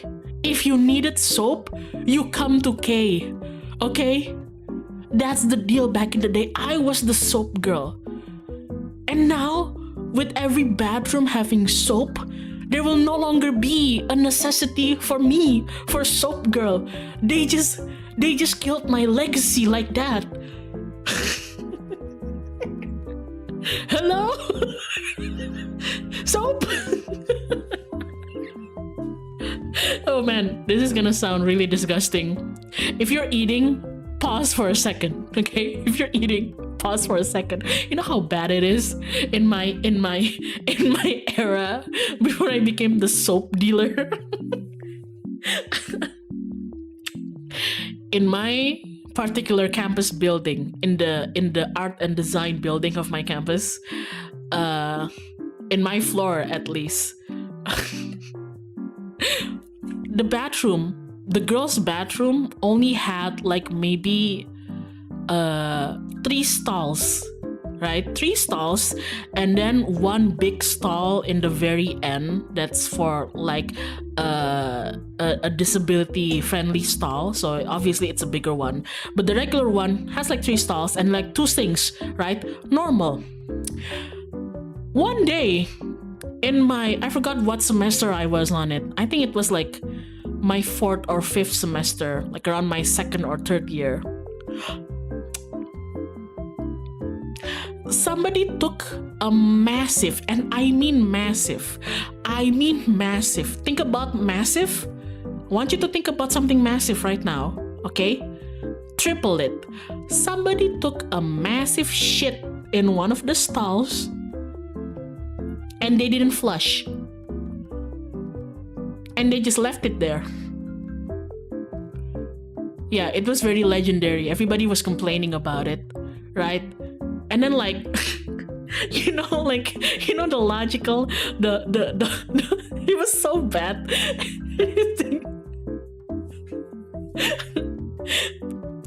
Here's the thing. Nobody wanted to flush it. It was that bad. Nobody wanted to flush it. Nobody wanted to be near it. Okay, all of the other girls, including me, we were like, that's so terrible, that's so rude. And then one of my friends even taped a note into like the stall's door, calling them out, just like, hey bitch, you're being so rude, blah blah blah blah. But they didn't actually flush it, you know. My friend complained about it, but they didn't flush about it. They didn't flush it. I complained about it, but I didn't flush it. Okay, it was hazard material. Let me tell you, it was so bad. Okay, here's the thing, not even the janitor wants to flush it.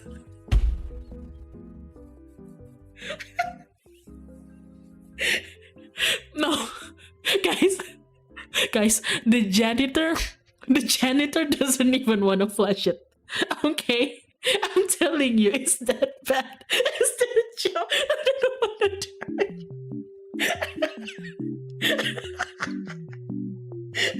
No man, I don't blame the janitor.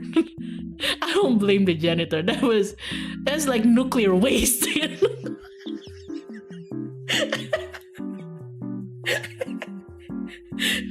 Straight up biohazard.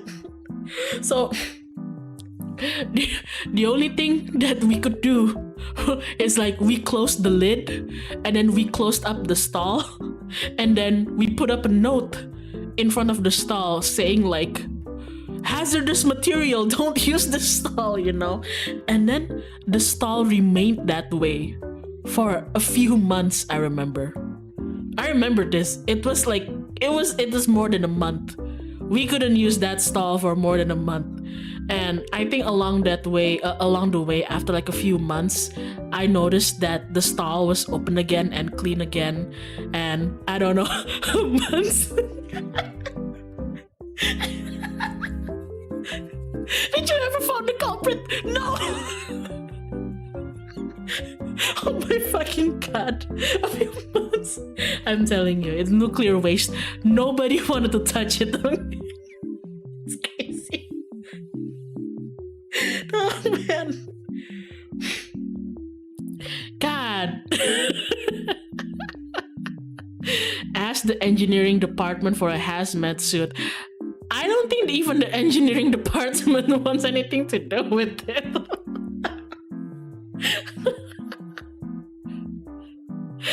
What's wrong with the flush button?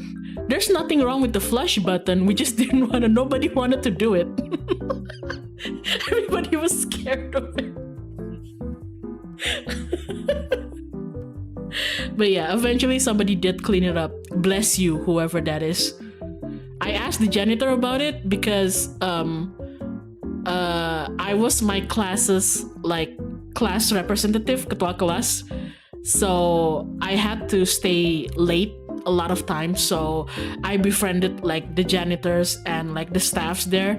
One time I asked the janitor just like, hey, so did you finally clean up the fucking nuclear waste? And then he was like, what? No, it wasn't me. I was like, it wasn't you?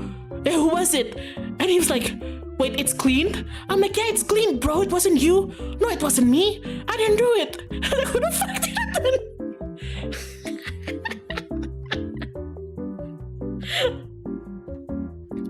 You had ketua kelas in university? Don't even joke, boy. Boy, being class representative, being ketua kelas of my class, of my major, boy, it was the single most traumatic thing in my young adult life. Don't do it. Don't do it.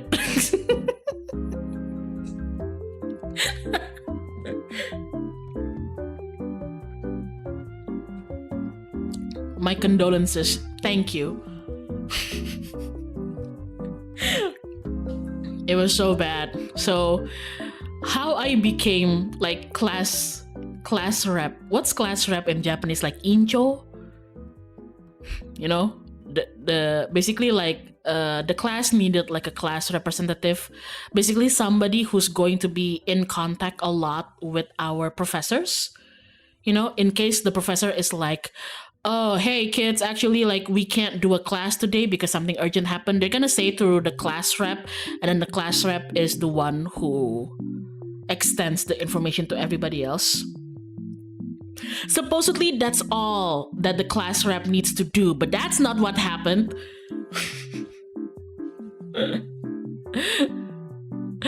So what happened for my class in particular was that there was a particularly really ambitious girl in my class, right? We'll call her A. I do like her, but sometimes when she gets like really ambitious, she can be just a bit too much.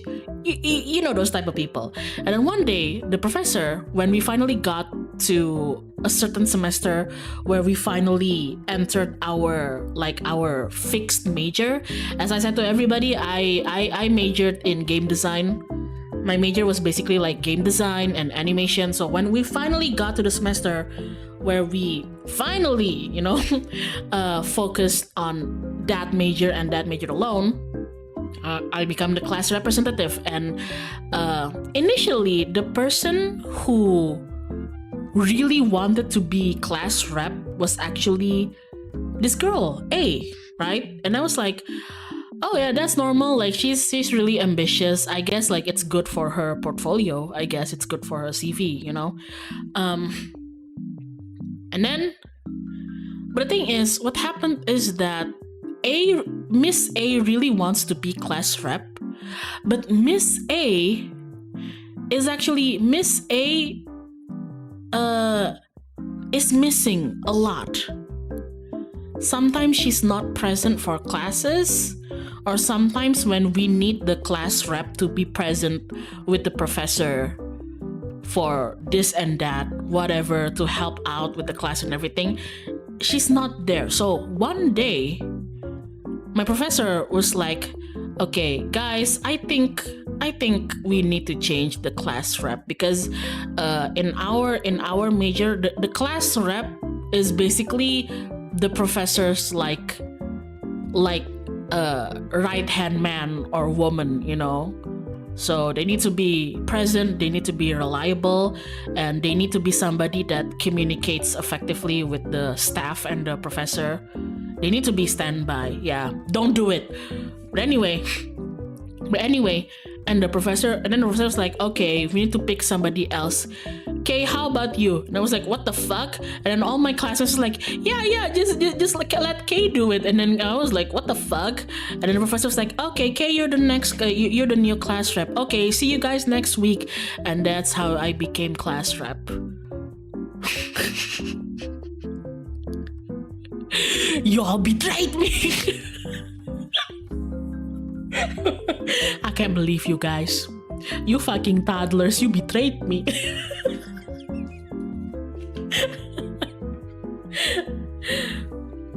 Yeah, basically class rep, ketua class, is on the same responsibility than us does. Like if there's a hierarchy to it, it's like class member, and then class rep, and then teacher assistant, then obviously the professor. Democracy. Sorry but your accent sounds like Indonesian so much. I am Indonesian. Hi, by the way, hello. Well, it's good if my accent sounds Indonesian, because I am Indonesian.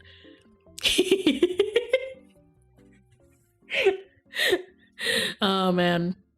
You won't believe why that's the case.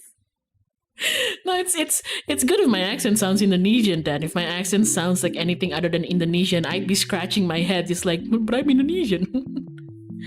You're Indonesian? Unfortunately. Sadly. I mean, don't be like that. Half of you are Indonesian. I watch my YouTube analytics. Oh man. Being class rep was...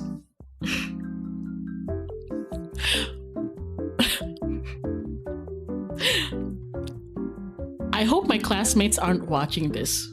Well, my mod B is watching this, and B was my classmate there too, so I'm sorry, B. But no, I'm not. No. I watch my YouTube analytics, guys. 50% of my viewers are Indonesian. Unfortunately, just accept it. So, B, I am so sorry, but I think I've already told you about this. I'm going to confess my sin now. So, sometimes the professor will contact me and tell me like, hi Kay, for next week's class, we're actually not going to have a class because it's already end of the semester. So for next week's class, it's not a class, but it's going to be a submission of your final project of the semester. So just make sure that everybody in the class, including you, on that day, come to campus just to submit their assignments at by like 12 p.m. on the noon. You know, that's like the deadline. Okay. And I was like, yep, okay, sir, got it. But see, here's the thing. Being class rep for like 2 years at least, you know, at the minimum, basically it's like, and I mean this affectionately because I love my friends, but being a class rep is basically like trying to manage a circus, you know, like, oh, those are my monkeys.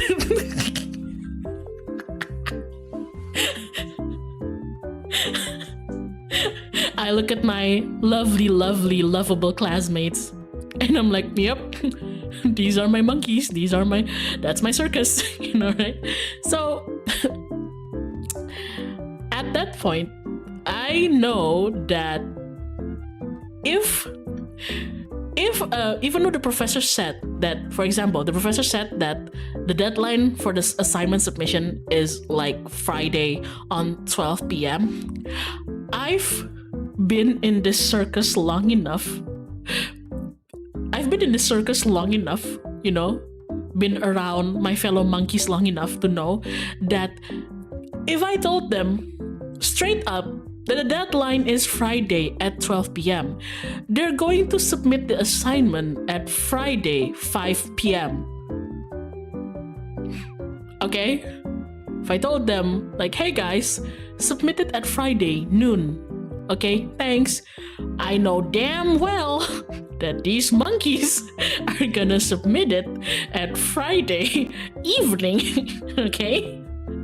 So my act of love, my sin as a class rep is that every time the professor tells me like, oh, the deadline is like Friday noon, you know, Friday 1 p.m. or something like that, I tell my circus that the deadline is Wednesday, not Friday. So that when inevitably some of them come crying to me, begging, just like, can you tell him to extend the time? I'm not ready yet. I'm not done yet. Blah, blah, blah, blah, blah. I can just tell them, yeah, that's fine. I'll tell the professor. And they're like, oh, thank you, Kay. You're so kind. You're so good to me. Blah blah blah blah blah. But yeah, I'm not kind because I lied to them.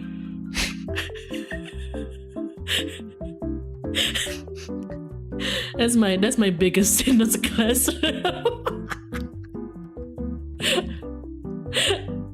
And sometimes like I'd get busted because then the professor would tell the class like, oh, hey guys, like, okay, I'm surprised that everybody like caught up with the Friday deadline. And then they're like, Friday? Like, Friday deadline? But Kay said it was Kay, and then I have to shoot my professor. No, I'm kidding. I just start looking at the professor just like, Professor, shut the fuck up. Did you give them 1 day buffer at the start and it's not enough? Yeah. Before I applied the 2 day buffer, I applied 1 day buffer and it's not enough for some of them. So I start applying 2 day buffer.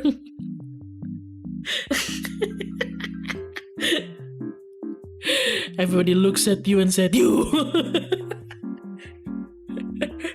Oh man. But the thing is, being a class rep is nice when the professor is also like reliable and professional, because then sometimes you get like special treatment. I'm not gonna lie, I got special treatment with one of my professor because I was class rep. You know what it is? It's really bad. Don't do this, okay? I repeat, do as I say, not as I do. But in one semester, I got so burnt out and overworked because I was trying to juggle so many things at once, including being a class rep. That one time, in one semester, in one particular class, I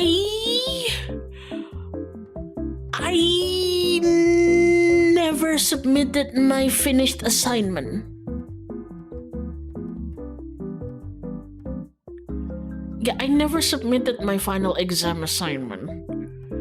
Yeah, it was bad. I was so burnt out and tired and depressed that I was like, man, fuck it, whatever. Want me to repeat the semester? I'll fucking do it and everything. And I was like, I'm so ready to fail this class because this final exam assignment makes up for like more than half of my grade, right? That's a serious crime, I know. But you know what happened? I got a B. So I pass.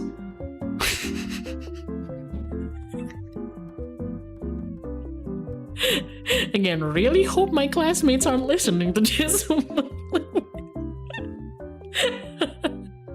I was ready to fail the class. I'm like, I can't be bothered, you know. But then I got a B. So I pass. So yay. How? Let's go. I don't know. The professor just asked me like, hey, are you alright? Like everybody, this is not like you. You're the class rep. Usually you're the one who like, you know, finishes the assignment and then make sure everybody else finishes the assignment. And I was like, yeah, I didn't do the assignment, sir. I'm like, you know, I'm like, I can't do it. I'm too overworked. And then literally the professor was like, oh, well, you do know that I need to submit the grade now, right? And I was like, if you're gonna flunk me, just flunk me. I'll repeat the class. It's fine. I'll repeat the semester. Fuck it. I'm so tired, man. And the professor was like, I mean, it's fine. I trust you. You get a B. So what?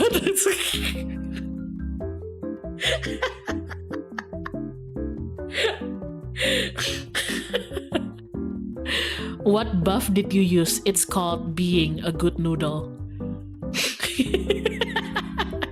Let's get it. Your professor was like, yeah, it's okay. I trust you. Yeah, you can just submit it later. I'm gonna okay. Then I'll just give you like a passable grade. Okay, I'll give you a B. And I was like, thank you, professor. Did I eventually submit the assignment after the semester passed? No, I didn't. That doesn't matter. It was charm, yeah. For I believe that for everything that I lack in life, I will compensate it with charm. With charm and charisma. Ooh, but you know, not all professors are like nice and competent, and I hate being the class rep for those professors.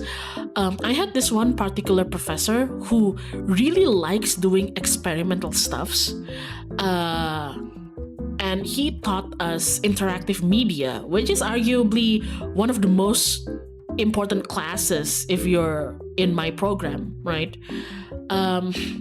So the professor likes to take us to like neighboring cities to go to like art exhibition, you know, like interactive art exhibitions and whatnot. The thing is, why are you doing it more than once? Being a class rep, like I said, I didn't choose. Like I thought being a class rep was going to be like for just like 1 year, for like 2 semesters. And then the next year rolled around, and then the professor looked at me and they were like, oh, okay, for this year's class rep. And I was like, what did you say? Like, that wasn't just a one-time thing. And they're like, no, you're still the class rep until you graduate. Anyway, and I was like, no.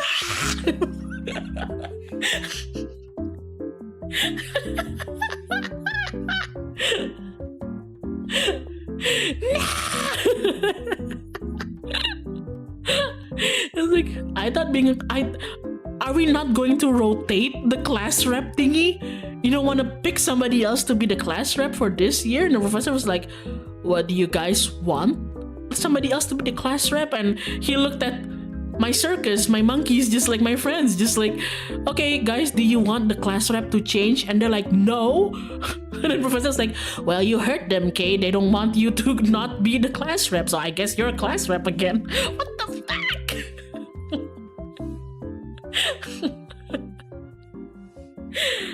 Oh man. The funniest thing is that aside from my own major, how do you call like himpunan in English? Student body? Yeah, aside from being class rep for my class, my particular major and class, which was about like 30 people-ish, 20 to 30 people, I was also quite active in my faculty's like student body. And during my 3rd year, I actually, how do you call it? Like the student body has like councils and everything, right? And I became a council head, one of the council heads in my 3rd year.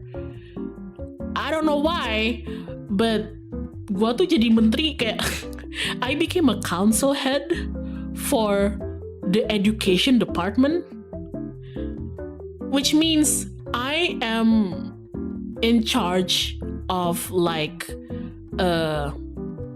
educating and mentoring not only like my year but like the underclassmen years and everything. So not only do I have to handle my circus, me, like not only do I have to like essentially be a therapist for my circus of class, no, I had to be a therapist for like my underclassmen too. Okay, but why, Kay? I don't know. I didn't choose that. I didn't even choose to be a council head. Karma Kiricho over here. I didn't choose. The one who chose me was the one who became the student body head, right? Atau OSIS lah gitu, kayak student body, what do you call it? Student body president. So every year, like multiple people will run candidacy. They basically will run candidates for the student body president, and the one who won became the student body president, and then the student body president who got elected will start making their council, right? They will start choosing their council member, and my student body president come up to me and he was like, do you want to be my council head? And I was like, what the fuck? Kayak mau jadi menteri nggak? Terus gue kayak, oh my god, you want me to be a minister? Me? And I was like, okay, fine, I'll answer. Like it depends on what ministry do you want me to become a minister for. And he was like, I was thinking I want you to be the minister for education. Minister for... You do realize that the minister of education is responsible for like the educational enrichment of the student body, right? Like they're literally responsible for the mentorship, you know, the mentorship, the fucking sharing of experiences, like holding interviews and whatnot. basically, just like making sure that everybody is smart as fuck. And he was like, yeah. And I'm like, you don't realize I'm dumb as shit?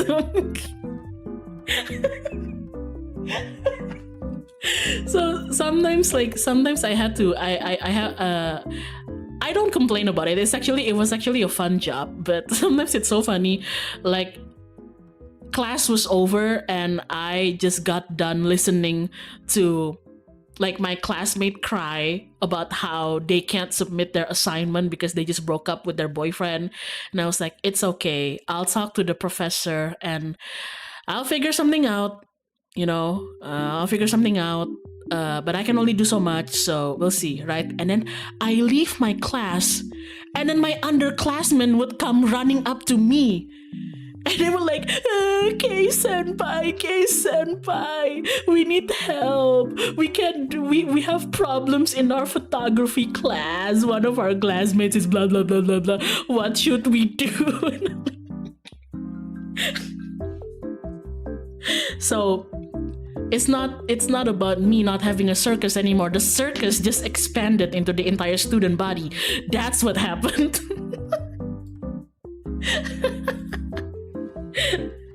Oh man. And sometimes they come to me with like problems that I have no context over. Like 2 people would come up to me crying, just like, I don't like being in a group study with this guy, and I don't like being with this bitch either. And then I'm in the middle, just like, you guys want to give me context on what's going on or something? What the fuck is going on here?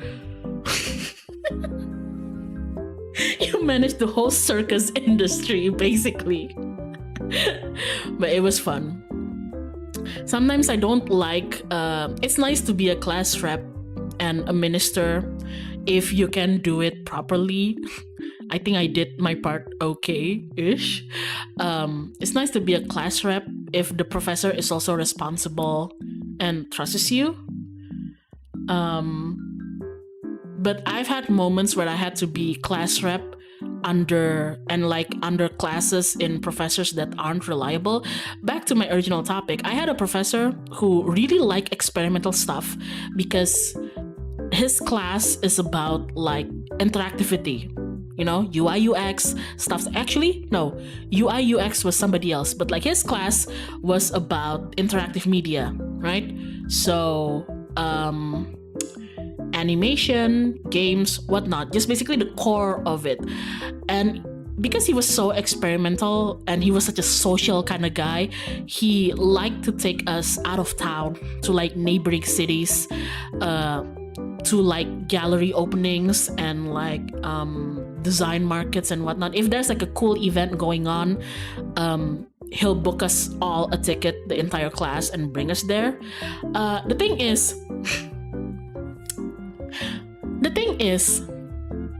he doesn't want to actually be present in the field trip. So basically, he's telling us that, hey class, you're gonna go on a field trip, okay, to like the neighboring city. Like I've rented like a bus and whatnot, and everybody was like, yay! But then he told me like, okay, Kay, I'll see you at the venue. And I'm like, see you on the venue? You're not going to ride on the bus with us? And he's like, oh no, I mean, you don't need me, like the class has you, right? I mean, surely you can like just talk to the bus driver if you get lost or anything. Like, you already know the address of the venue. Like, sir, we've never been to the city before. You'll work it out. You have Google Map and everything, So yeah, basically you're an unpaid tour guide. Basically, he doesn't want to handle babysitting the class. He doesn't want to ride the bus with us, but he wants to attend the venue with us. So he's like, okay, here's a bus driver, and I'll see you there, guys.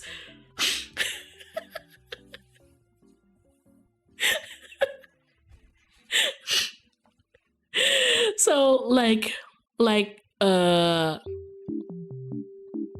and I hate this guy because he doesn't think about the details, Like, okay, he hired a bus driver and a bus, But did he give lunch money to the bus driver? Because normally, if you hire like a bus and a bus driver for whatever, for tourism, for business, if you're like bringing in your entire like company team somewhere into an excursion and everything, I mean, you not only have to pay for the bus and the driver, sometimes like you have to pay them extra for like their lunch money and everything. And I asked the bus driver just like, sir, did my professor give you like lunch money? Is that part of the deal? And the bus driver was like, what? No, he didn't say that. I assumed you were gonna give me, miss. So I'm like, you assumed the broke ass college student is gonna, I'm gonna call my professor. So then I had to be the one babysitting my professor. Basically, this professor was a monkey, you know. He's basically just another monkey that I had to handle, because then I had to call him just like, sir. Oh, hi Kay, what's up? Sir, you forgot to give lunch money to the bus driver. He's like, what? Oh, right, thank you so much for reminding me, Kay. Here, I'll transfer it to you and you can like get an ATM and like get some cash and pay him with it. And I'm like, am I your secretary or something? He basically turned me into a secretary, right? So then off we go to the field trip, and then we got lost.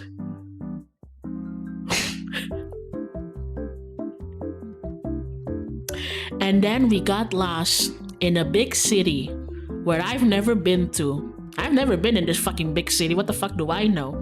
And then everybody was like, Kay, what do we do? And I was like, okay.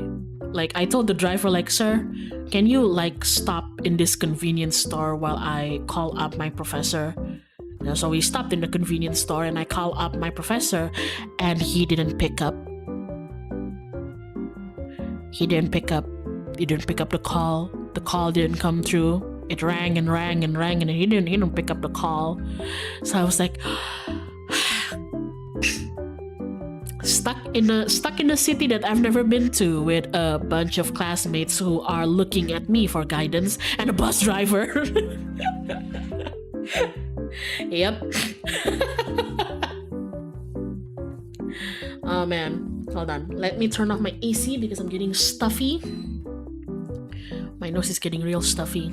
So yeah, eventually we did find our way into the event, but the suffering doesn't end there, guys. So we parked our bus and we were like, yay, we survived. We're at the super cool art event. And it was held in this very, very fancy building, you know. It's like a really big event, like a fancy building. And then I remember it was really funny. At the entrance, it had a sign that says 18 plus. I don't know why they had a sign that says 18 plus for like a interactive art exhibition. Like, I don't know, when we saw that we were like, yo, what kind of freaky dicky event is this? But like, whatever. So I told my friends, just like, okay guys, wait here. I'm gonna go to the ticket stand, because apparently the professor said that he already got us tickets. So I'm gonna go and cash in the tickets that he already booked, okay? So you guys stay here. And they were like, okay.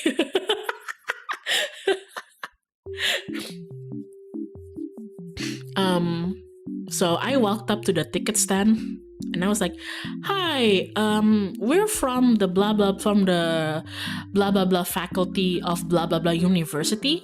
My professor is Mr. blah blah blah blah. He said he already booked a ticket. And then the ticket attendants looked at me funny. And they were like, pardon?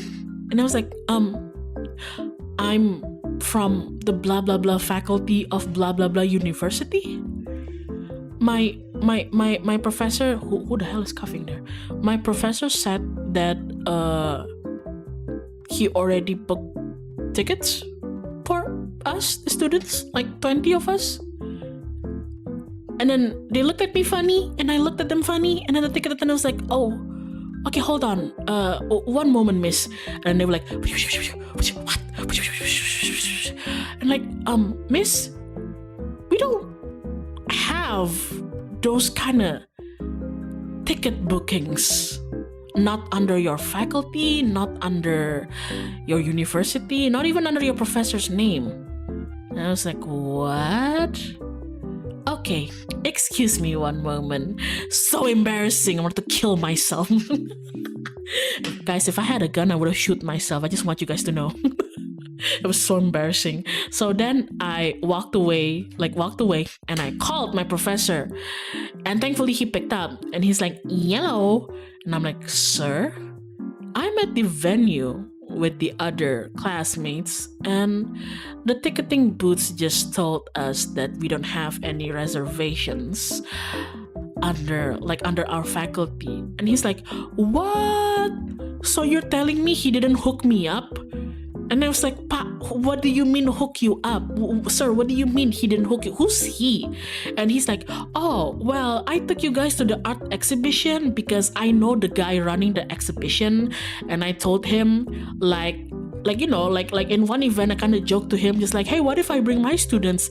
And he was like, oh, yeah, man, just bring in your students. It'll be free. You can get in for free. So he didn't actually hook me up. And I was like, So you brought us into this city, into this field trip out of a joke?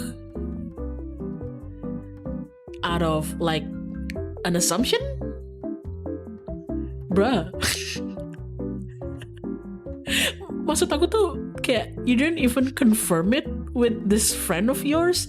Me and my classmates have this running joke between us where our professor is like, oh, am I gonna use this comparison? I'm gonna use this comparison because they're both just as dumb. My professor is like our current president, you know, like a dumbass stupid kid trying to get into the cool people circle. Our inner running joke is that these people that our professor call his friends aren't actually his friends, you know. Like he keeps telling us just like, oh yeah, our friends my friend hooked me up, but like, are they actually your friends? You know, like how come I'm here now and like I can't get in because your friend didn't hook you up or anything, you know?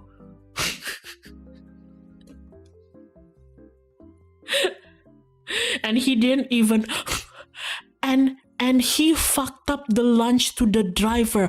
Oh my god, the parallels, guys.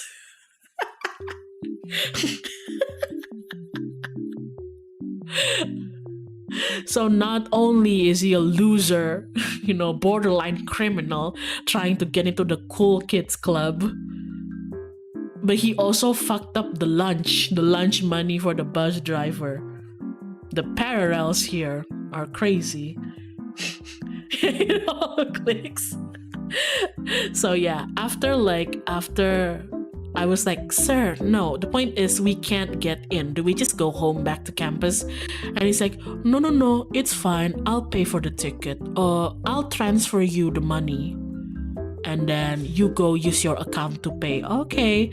So we ended up having to pay for the tickets to enter. If you can't do teaching. The thing is, a lot of my professors are really, really awesome people. Like they teach, but they also have like their own work and side gigs on the project, on the site, and they're like really, really impressive people, you know? Like, oh, this is the guy who made the legendary commercial of blah blah blah blah, and he's also my professor. Here's the lady who designed this really legendary product, you know, and now she's my professor.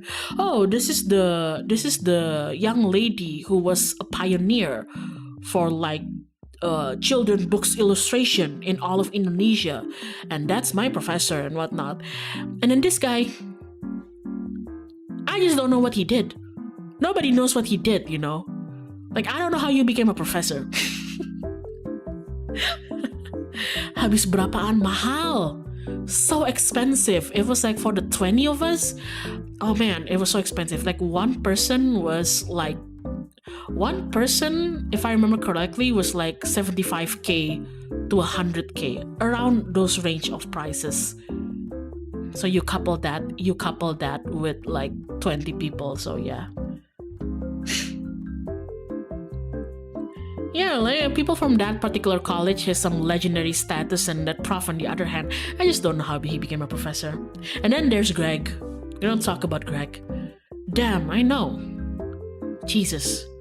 Yeah, KarmicKrow isn't even that expensive. I think the event was meant to be like exclusive, you know.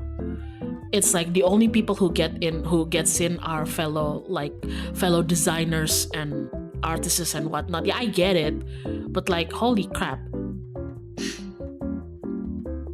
Alpha ID wasn't even that expensive. Yeah, I don't think it was like an event that was like open to the public the way like KarmicKrow or Alpha ID. Like it's not your typical convention and whatnot. Like an actual like design gallery and whatnot. I mean, I get why he made us go there, because the exhibitions were done by like several of the biggest like advertisement and media company and groups in Indonesia. So it's like a really good learning opportunity. And yeah, the event was really fun and everything. And then we got into the event, and remember when my professor told me like, okay, Kay, I'll see you at the event. He wasn't there. He wasn't there. I didn't see him. Like, we got into the event, and I was like, I WhatsApped him. I was like, sir, are you at the venue? We're already inside. Where are you? And then this guy, fucking Greg, tells me like, oh, I'm actually not at the venue yet.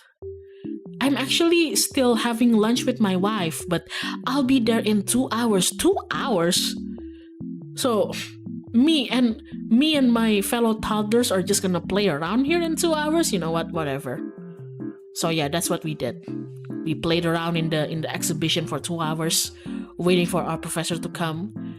And then when he finally come, and he brought his wife with him, by the time he came, the event was holding like a Q&A panel with like the event organizer and like a few like very, very famous Indonesian artists and designers and everything. And there were also like students from different campuses there, so yeah, good to know. We get to mingle with like our peers from different campuses too. So okay, that was nice and everything.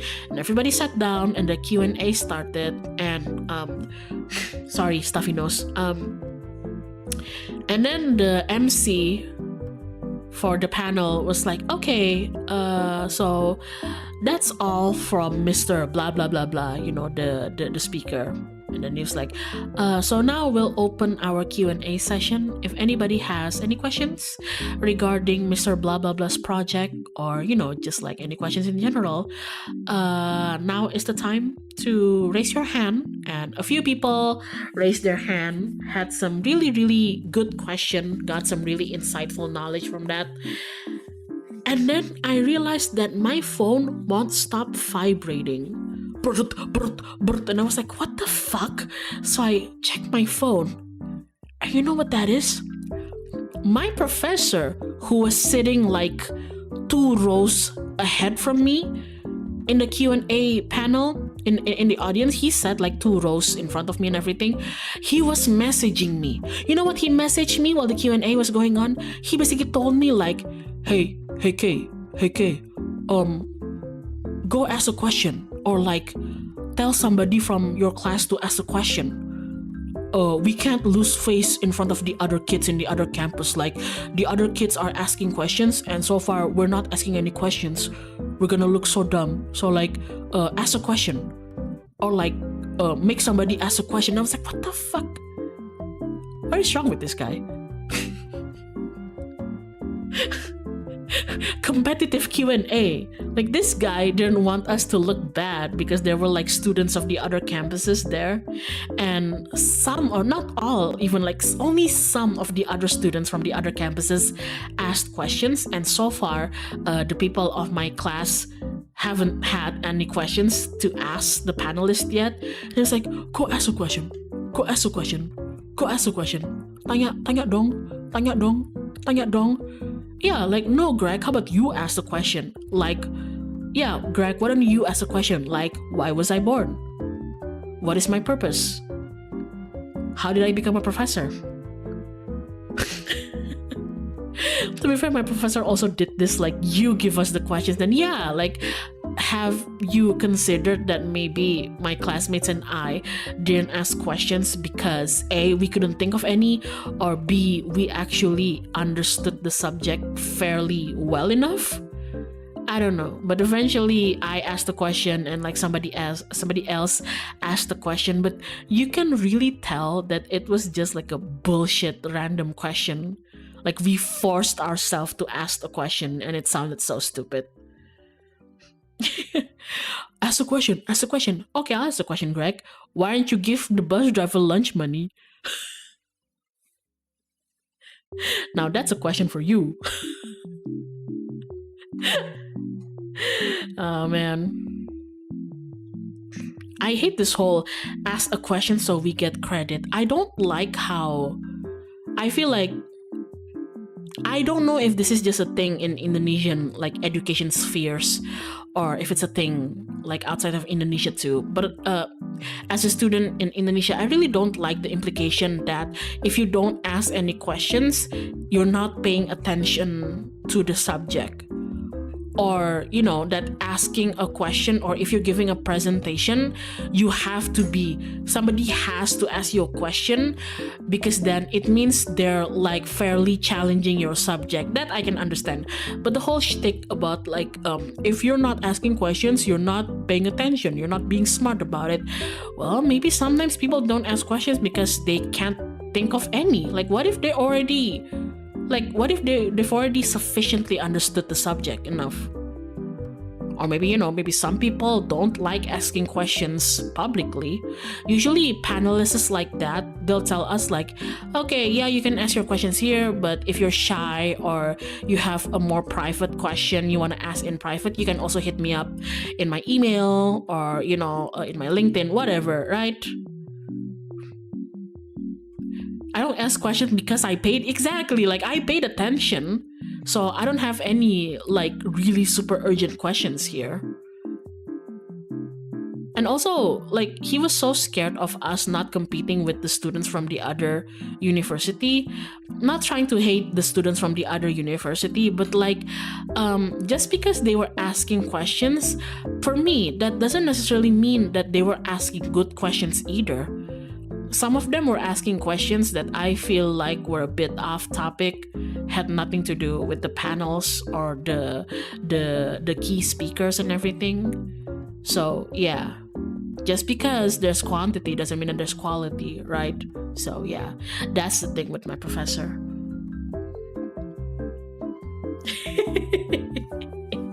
Yes, Kay, we miss you. Thank you. That's right, fan my ego. But yeah, that's how college went for me, basically. So it's good to see that 6 years after I've graduated and I've reunited again with my monkeys, that my circus are still circus after all. Imagine if every professor in the room texted their students to ask questions. I don't know if during that event the students from the other campuses actually had their professors with them or not. I don't think so. I think we're the only one who was like chaperoned by our professor. You know what?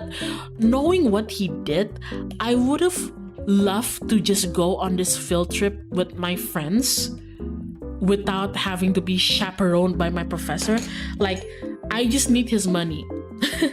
I just need somebody to pay for the bus and the bus driver and the lunch money and like the event money, the tickets and everything. But like, I don't like having my professor there. I don't need them there. I'm a big girl. I'm a big bird. I can handle myself. I can handle my friends. But yeah, that was like I think the best part of college for me. There was also I forgot what my model is stuck. Hello? Hold on. Why does she do that? Is she okay? I mean, I'm okay, huh? Why is my model stuck? Hello? Hello? Hello? What? Tunnel time? What? Why is she stuck? Hello? Huh. Oh, there you go. We're back. Hold on, where is it? Sorry, I have a stuffy nose. I have to grab some tissue. Hold on.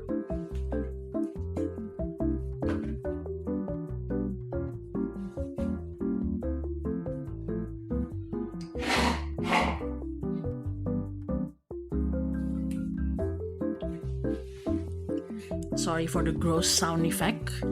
My nose was very stuffy. Tends to happen when I'm yapping a lot. Ha ha ha. This sort of thing also happened when my classmates and I did field trip outside of Indo. Alright, I'm gonna need to leave. See you, okay? Hope you managed to unstuck yourself. Bye-bye. Goodbye. Thank you for stopping by. The furthest we've been on a field trip was going to Singapore and as a class, and that was really fun. And we were chaperoned by two professors who are, luckily for me and everybody involved, they were much more reliable than Greg, than my professor. But still, the thing about that trip to Singapore with my class was that the trip was about like 5 days. I remember like a week or like 5 days worth of excursions and activities, you know, looking at campuses and like art projects in Singapore and companies and whatnot. But both of my professors who were chaperoning us, they went back to Indo early. So they were like, okay, me and Professor blah blah blah blah are gonna go back to Indonesia on the 5th day. Okay, now if you guys want to stay longer in Singapore, like another day or two, that's fine. We count that as vacation.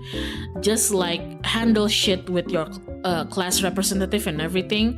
But the point is, our activity as like professor and student ends on the 5th day, and us professors are gonna return back to Indonesia on the 5th day. If you guys want to stay longer, go ahead, but always stick together and remember that our visa expires by like a week or so. So yeah, get home in time. And we're like, yes sir. And then like they left. We had like our final dinner. We had our final dinner together, and then after the dinner, my professor immediately went to the airport to go back. So for the first time in our trip to Singapore, we are left without our professor to chaperone us, right? And that's when it hit me, guys. Okay, get this. That's when it hit me. Oh, do I actually know how to get home to the hotel from this restaurant? Huh. Okay. We're gonna have to figure that out. You're in charge now. Yeah, that's what I also like. And then like, so I talked with like a few of my other like fellow class reps and everything, and we were like blah blah blah blah. Oh, where are you guys going? Oh, we wanted to go to Universal Studio. Oh, cool. What about the UK? And I'm like, I'm really beat. We walked a lot, so like, my feet hurts. I'm gonna go back to the hotel and sleep. It's already kind of it's already sunset anyway. And they're like, okay, and we'll see you at the hotel. You take care, okay? And then I told my other friends and classmates, like, okay guys, I'm gonna go back to the hotel. Like, everybody, we're all adults here, you know, so like if you want to go somewhere, but like remember there's a curfew, so like check in with me if you need anything. Those people are going to Universal Studios, so if you want to go to Universal Studio, go there. Those people are going to blah blah blah market. Those people are going to Donkey, so if you want to go to Donkey, go there, but I'm going home. Okay, see you later, bye bye. So I started walking away from the restaurant by myself, right? And then I realized that I can hear footsteps behind me. So after a while, I stopped, I looked back, and I see my classmates. And I was like, what are you guys doing? And they were like, you said you were going home to the hotel? And I was like, yeah. Oh, well, we're just gonna follow you.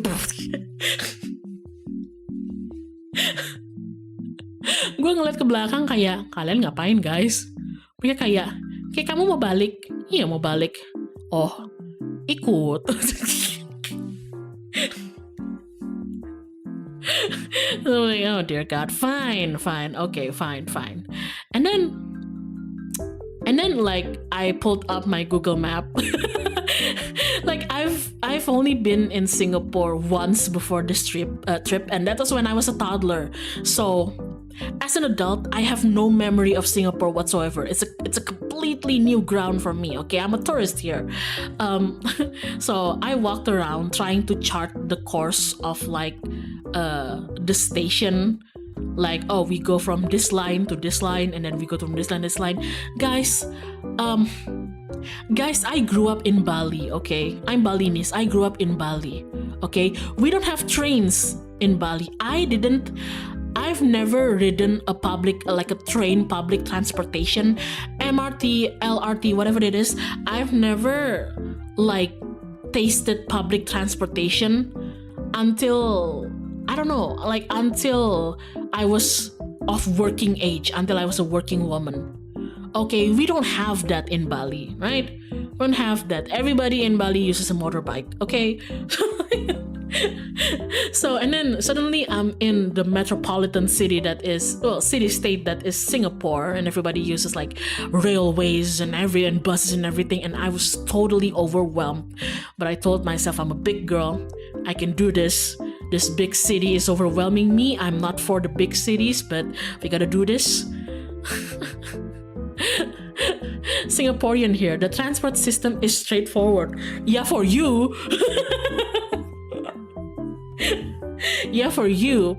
But for a 20-year-old girl who grew up in a place that has like very minimal public transportation system, if any, it was like so overwhelming, you know. First of all, I'm not even in Indonesia, not even using my currency. Thankfully I can speak English. Like imagine if Singapore uses like a whole other different language, then I'd be screwed. So I charted our way back to the hotel and everything, and to tell you guys the truth, I don't even know half of the time of where we were going. And sometimes when we were like in the train or we were like passing the train station, my classmates who were following me would be like, oh, okay, so like we go here, and then after this, which do we go, left or right? And I was like, I don't know. And they're like, wait, you don't know? Like you're not familiar with the area? And I'm like, no, I've only been in Singapore for as long as you guys. It's like 5 days. Of course I'm not familiar with the area. And then they were like, but you were walking with such confidence, like that's why we followed you. We thought you knew where you were going. No, I didn't.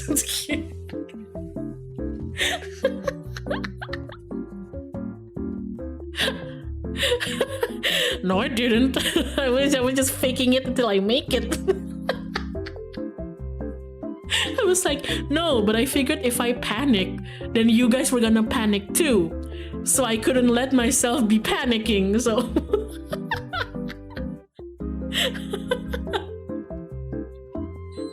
Yeah, I had like this is the thing that people get wrong about me all the time. Like if you think like, wow, okay, you're such a mama bear, You're such a mama bear. You're so capable. Yeah, you're so capable. No, I'm not. I'm really not. I'm just really good at faking it. But I think like a big part of being like mature, like being an adult, is being able to fake being reliable. So plus points for me, I guess. But like 80% of the time, I don't know what the fuck I'm doing, but I just have to pretend that I know what I'm doing. I just have to have people's faith in me because I don't want them to panic. But eventually, we got home back to the hotel safely. Thank God. Ya gue dikira warga lokal kali ya, padahal kan aku juga baru 5 hari di Singapore. I've only been in Singapore for 5 days. How the hell did my classmates assume that what do you think I am, a local?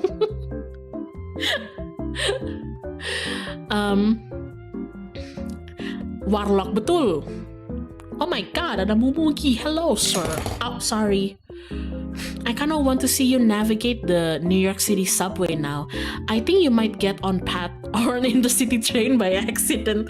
Oh man. The most complex train station I've been to.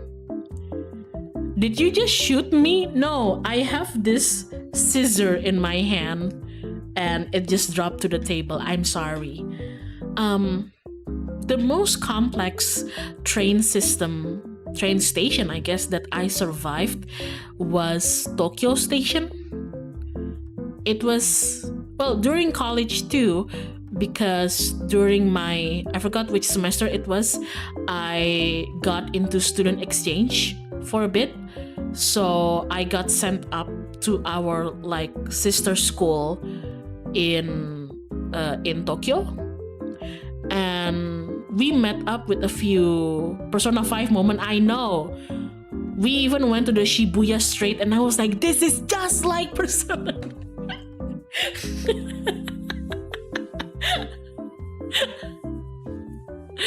Oh man. Walked around in Shibuya and we're like, wait a minute, this is just like Persona.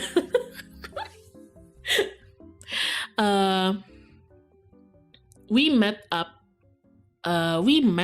with a few of our alumni who are now like master program students in our exchange university, like sister university over there. So they became our chaperone and everything. Ain't no way Kingdom Hearts 4 spoilers. A Shibuya incident. And then I remember in one evening I got sick. I got a really bad fever. So after like that day's class and everything, also I don't know why, but the class that I took while I was in that Japanese university, the professor kept coming into the class in costumes. Like first day he was Pikachu, and then second day he was Goku, and then third day he was Solid Snake. What was the class about? Video game? Not necessarily. It was about media and like technology. Well, my major basically, but like it wasn't about games in particular. So I don't know why he was in cosplay all the time, but I appreciated Sensei. Arigato.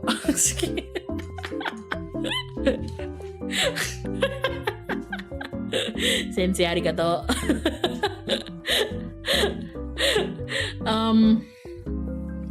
And then like the campus, but when we were there, me and my friends, who were also part of the exchange program, were there. We came in at a good time.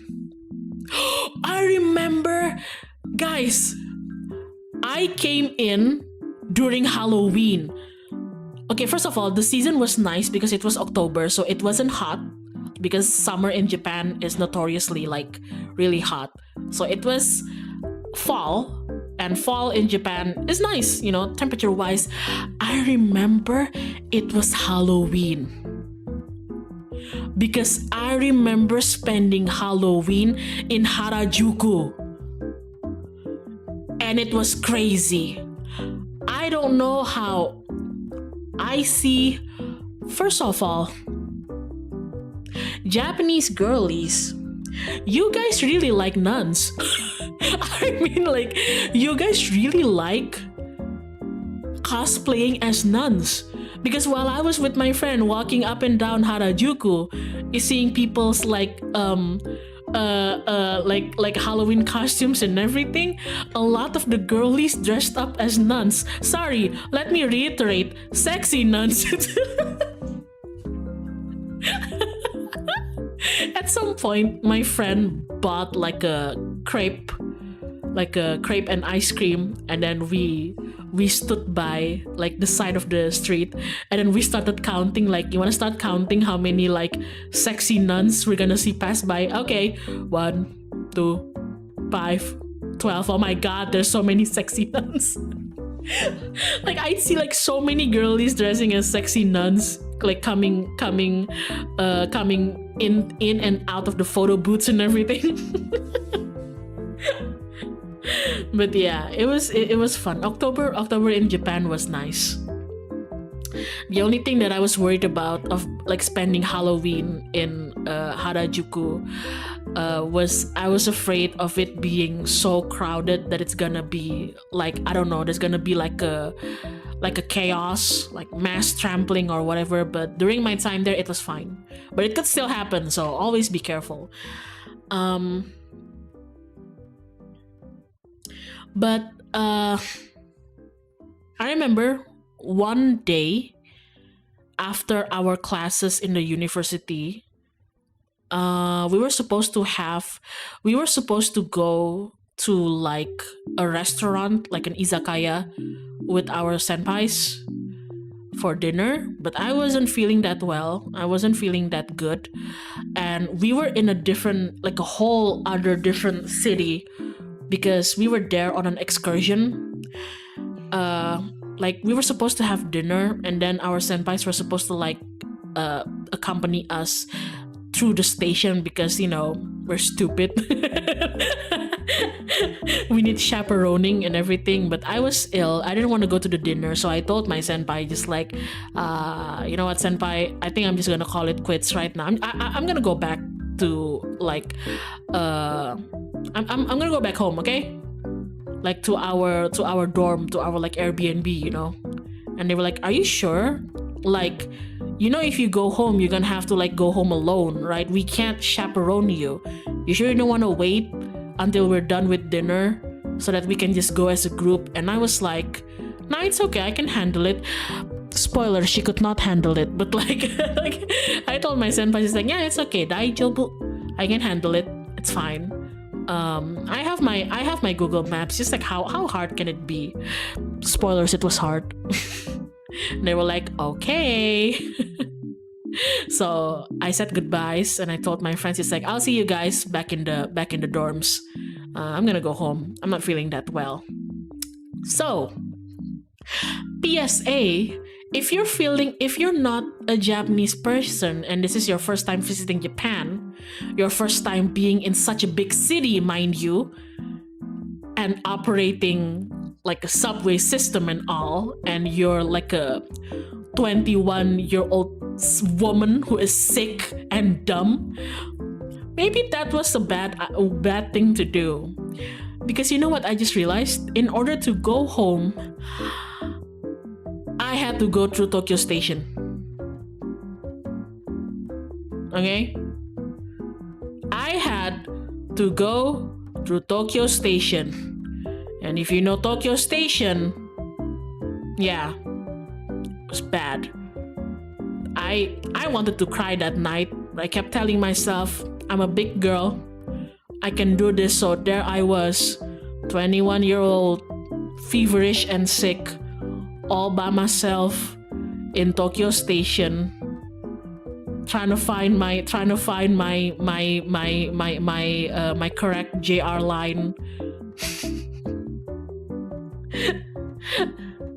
As much as I prefer the rural of my heart, I feel like growing up in the city built me up some talents. Me too. I will never trade growing up in a more rural place than in a city, but I do have to admit that having lived and worked on bigger cities gave me a hell lot of tolerance. But yeah, I don't know how I got through Tokyo Station, but eventually, I survived, and then I landed back in Yokohama, which was where we were staying, and then I got out of the station and into Yokohama, and then I wrote some more lines until I got into the station that was closest to my dorm. But when I say close, it's still about like a 15-minute walk, and I'm so jealous of Japan because wow, Japan really does making walking like enjoyable. Not really enjoyable, but like walking in Japan as like, you know, just like walking, being a pedestrian in Japan is nice because I've never liked being a pedestrian in Indonesia. A lot of our cities and towns in Indonesia are not meant for walking. Ergo, why I said growing up in Bali, we didn't have much public transportation. People don't walk, okay? They use motorbikes. Even like going from their home to like a deli store, corner shop and everything, they would use their motorbike. Nobody walks. Imagine having a proper government that cares about its citizen. Yeah, oops. Oh man. Yeah, I've heard that it's quite of a problem for a lot of Americans too, because the infrastructures revolves around driving a car, not really about pedestrian per se. So I got off the train station near my dorm in Yokohama, and then I remember I went to the grocery store to get some discounted dinner items because I didn't want to cook. And then I walked out of the grocery store. This is so toony and cringe, but whatever, guys. And then I put in my earphone and I played Persona 3 music, and I walked alone at night, just me and myself and Persona 3 and my grocery of like discounted katsudon and stir fries. And let me tell you, I think that was one of the best moments of my life. And then you guys are not gonna believe this, but like whatever. And then while I was passing through a pedestrian bridge, sorry, I'm just remembering it, because of course it had to happen during my super anime protagonist moment in Japan of all places. As I was walking home by myself, you know, wandering in the dark, you know, another wander in the nights. I passed through a pedestrian bridge, got a call, and that is when I got dumped by my partner.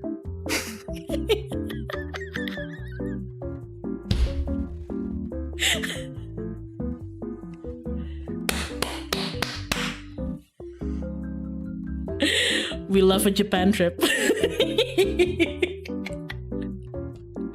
But no. It's okay. It's still the best moment of my life. What the hell? Imagine you're just having your anime MC Chuni moment, you know, going up on a pedestrian bridge. If you watch Tokyo Ghoul, it's the Ghoul where Kaneki and Toka had their moment. And I was like having a little Chuni moment. I was like, oh my god, this is just like Tokyo Ghoul. I'm living such an anime MC protagonist moment. And suddenly like ling ling ling ling, and I'm like, oh shit, my phone. And I was like, oh, it's my significant other. Like, hi baby, what's up? And then on the other line it's like, I'm breaking up with you, goodbye.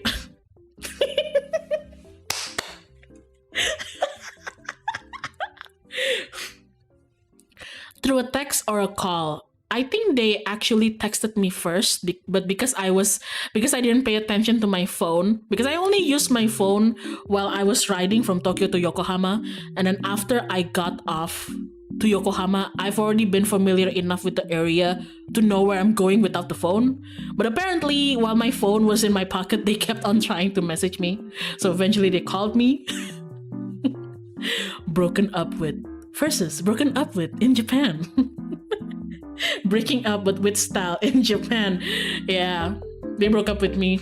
They were like, we need to talk. Where are you? And I was like, oh, okay. Yeah, I guess I'm just gonna stand over this pedestrian bridge. So there I was, standing in the middle of pedestrian bridge, in the actual middle of the pedestrian bridge, you know, at night in Yokohama, Japan. Cars passing by below me. Wow, wow.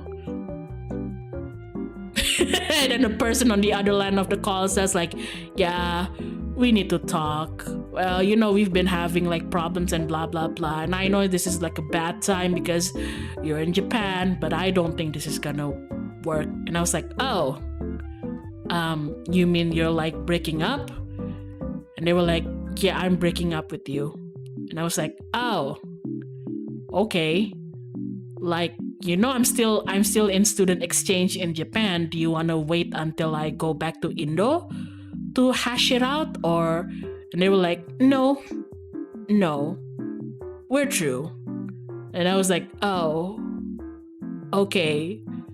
And they were like, okay, yeah, well, see you later, I guess. Be careful on your way back home to Indo.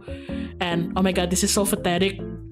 But when they said like, be careful on your way home back to Indo, I remember, so cringy, ew. But like, but like a part of me wanted to say like, be careful on my way home to Indo, bitch. You were my home in Indo.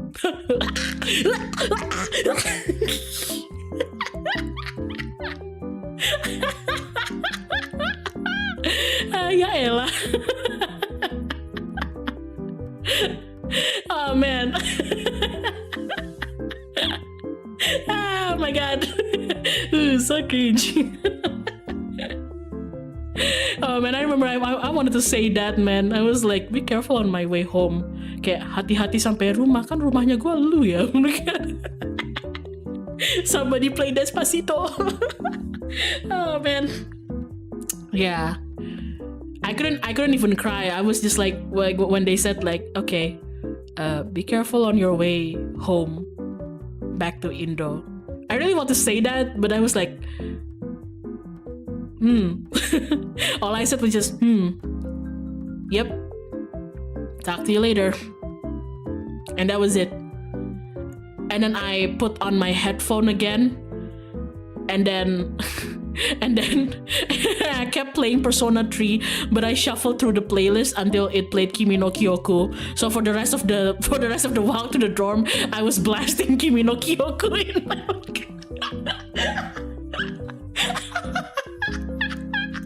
Oh man. Was it raining, Kay? No, it wasn't. Can you imagine the absolute despair soup it would be? Like, I was sick and hungry and alone, and it was cold. It was October, goddammit. November even, because we stayed even after Halloween. It was November. It was cold as fuck. Colder than it's ever been for me, because I'm from Indonesia. It doesn't get cold here. Got broken up in a fucking pedestrian bridge, cars passing by below, and in my ears just Kaze no koe. Oh man. Yeah, there you go. But also my friend said I was being dumb because we did so apparently I and then that breakup is the reason why I'm so avoidant in pursuing romantic relationships anymore. Yay! The TMI. Anyway,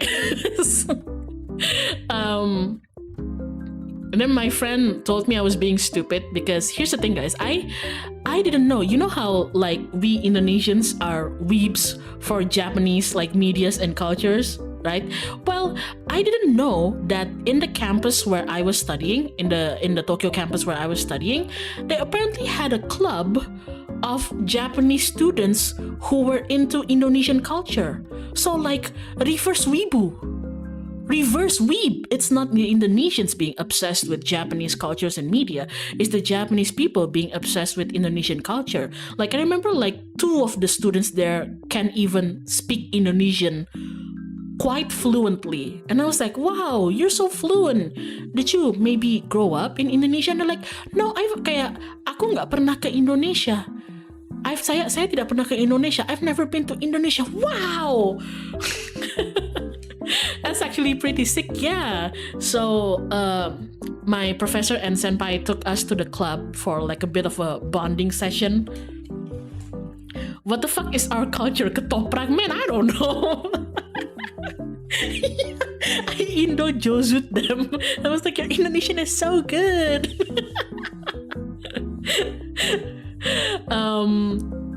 And then like we got paired up into like smaller groups to do like Indo-Japanese. So we were practicing 3 languages at the same time. So Indo for them, Japanese for me. But we spoke to each other in English because that's just the like the like the neutral language to be used in the activity. So I got paired up with this one girl, super fluent Indo. She was so excited to meet Indonesian people. She was like, I love Indonesia. I love Indonesia. And I was like, okay, damn, Hitomi, I get it. I love Indonesia too. Well, not a lot, but like I love Indonesia too, okay? And then we got paired up by like this other guy, part of the club, who's like more quieter, but he was polite and everything. So yeah, the 3 of us got through the activities at blah blah blah blah blah blah. And then by sunset we were done and everybody was packing up, like, see you guys later. And the Japanese girl was like, the girl, she was like, oh, kalian kapan baliknya? When are you guys coming home, you know? And I was like, oh, we're coming home like in 2 days. That's when our exchange program ends. And she's like, okay, if there's gonna be an exchange student for me to go to your campus, I'm gonna go and we can hang out again. And I was like, yeah, you know. And I said goodbye to the girl. And then the guy came up to me while he was like packing up his belongings and everything. And then he was like, Kei-san. And I was like, yes. Do you guys have anything going on after this? Basically, is what he asked. Like, do you have any activities after this? And I was like, activity after this? No, this is all for today. Why? And he's like, oh, well, are you gonna go like sightseeing after this? And I was like, oh, me? Yeah, I think I'm gonna go sightseeing to blah blah blah blah blah blah. And he's like, with your friends, with your classmates? Yeah, of course, with my friends. And he was like, oh. And I was like, yeah, what's up? And he's like, oh no, never mind. Yeah, have a safe trip. Bye bye. And then he left. And then I was like, well, that was awkward. And it took me 2 days and my friends smacking me in the head for them to be like, okay, yes. You know, did it cross your mind that maybe the dude was trying to ask, like, if you wanted to hang out or something? And I was like, oh, shit.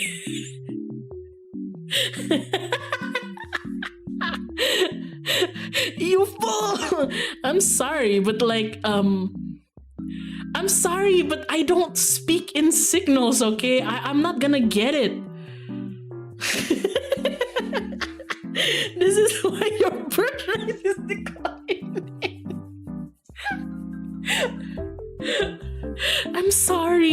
it's just, I don't know. I think I've told you guys, but when it comes to talking with people, especially people who I'm not familiar with, there's no way in hell that I'm going to assume that somebody has that kind of interest in me. I will never, ever assume. Okay? I rarely ever assume. Oh, but Kay, how did you date before? They had to spell it out for me.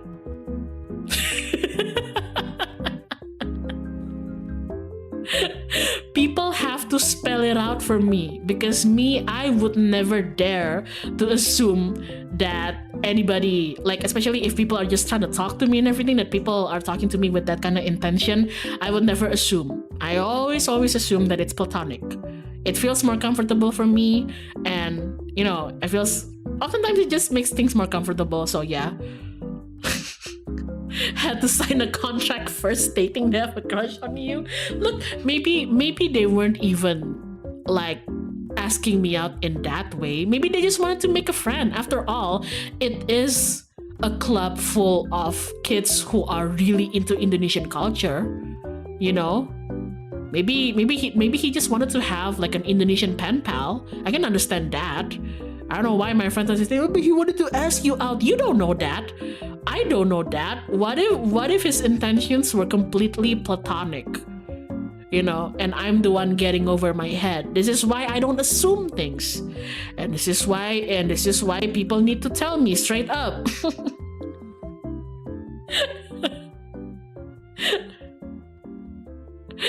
Oh man. Hitting K be like, me, you, date, monkey hand signal. Actually, yeah, that would work. Oh man. Moon 100. Yeah, I'm sorry. I'm a bit too autistic for this. I've had like one of my best friends in college. She ended up having a boyfriend. And do you know how the boyfriend confessed to my best friend? Tahu nggak kalian jadiannya gimana? Here is proof that it would never work for me, because I'm a bit too autistic for that. Is apparently the guy asked my girl, my best friend, out, just like, hey, do you want to go hang out like in this cafe? They have a park near it, so maybe we can also like take a stroll. Oh yeah, sure. So they did that, like got coffee, got lunch, and then walked around in the park. And then in the park, the guy told her like, because the guy was a senior in our college and he was going to graduate soon, and he was like, so like I'm gonna graduate after this, right? And my friend was like, oh yeah, how do you feel about being my +1 for my graduation? And then she said yes, and that's apparently how they started becoming boyfriend and girlfriend. And then when she explained to me, I was like, what the fuck does that even mean, being a +1 in a graduation? Like, yeah, how does that equate to him asking to be your boyfriend? And my best friend had to smack me and say like, hey, like, don't you remember in Indo, if you're graduating like university, during the graduation party, the +1 is usually your boyfriend or your girlfriend or your partner, your significant other. And I was like, oh. And I was like, damn, why didn't he just say like, hey, I like you, like, what do you think about us dating, can I be your boyfriend? Why didn't he just say that? And he was like, I don't know, maybe he's trying to be poetic, he's trying to be smooth with it. And I thought to myself like, damn, that would have never worked on me. If somebody told me like, hey Kay, do you want to be my +1 for my graduation party? I'd be like, oh, like, you want me to accompany you? Yeah, sure, man.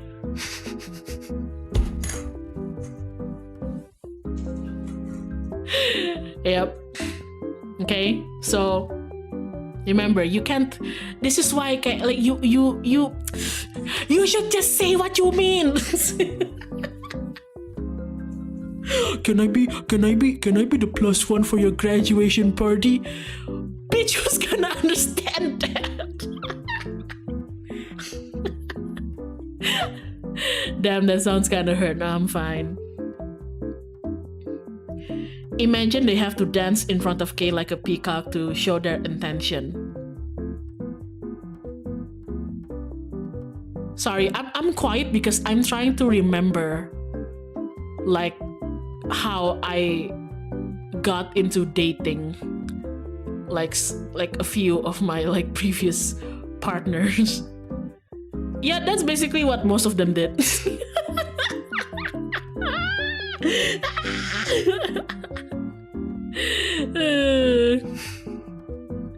Yeah, I tried raising up my current neurodivergent partner. They took everything way too literally, caused me so much headache. I feel that. I'm so sorry, but also I feel that because like I'm not in a position to assume that people who are being nice and friendly to me have ulterior motives, you know? How do I differentiate between somebody who's just being nice to me because I'm a nice human being to them and they're a nice human being to me versus somebody who is actually looking at me in that way? I don't know how to do that, all right? So, yeah, like all of the previous like partners and whatnot that I've had, like, yeah, you've had to be really straightforward with me. Now that I'm older, it's just way better to be direct. No room for misunderstandings that way. That is true. So I'm hearing someone has to seduce you with a shiny rock. No, the smoothest way I've been, well, not seduced. Seduced makes it sound so sexual, but like the smoothest way I've been seduced by someone is, oh man. It's so embarrassing. Sorry. Oh man, it's so embarrassing.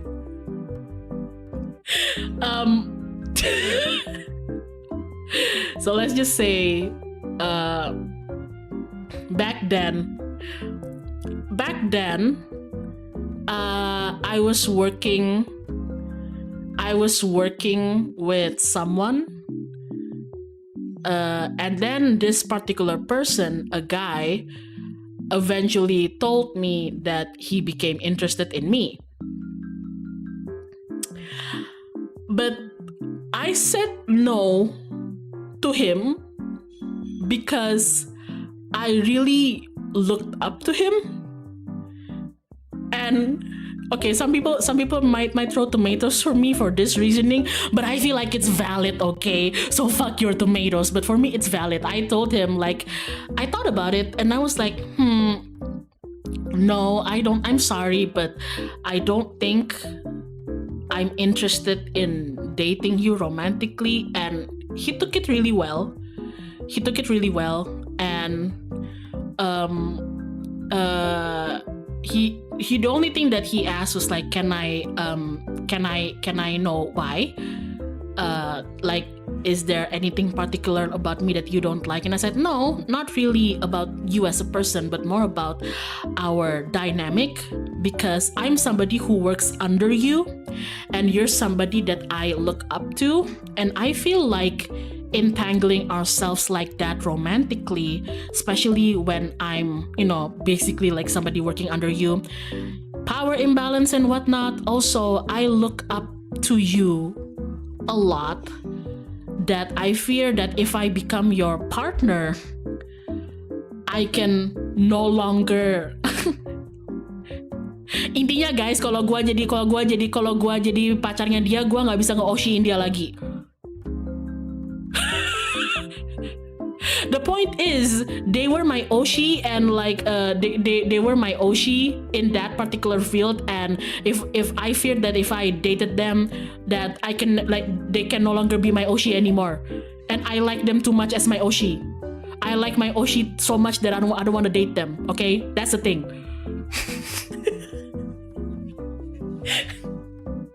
Okay, whatever. I believe in that. Valid. Okay, I'm valid. Like you ever loved your Oshi so much you don't want to date them? That's exactly it.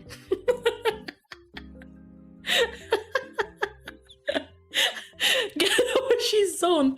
And I remember telling the story to my friends, and they were like, "Kay, you're literally YN. Like your Oshi chose you. Why wouldn't you want to date him?" And I'm like, because he's my Oshi? Because I look up to him? Because I work under him? Like, what are you guys talking about? Like, justru karena itu idolanya aku nggak mau pacaran sama dia. Well, because they're my idol. I don't want to get entangled in them like that. I just want to appreciate them like as like a comrade, a staff, you know, like as their like caretaker, you know. So that's why Tamon B-side is so funny to me.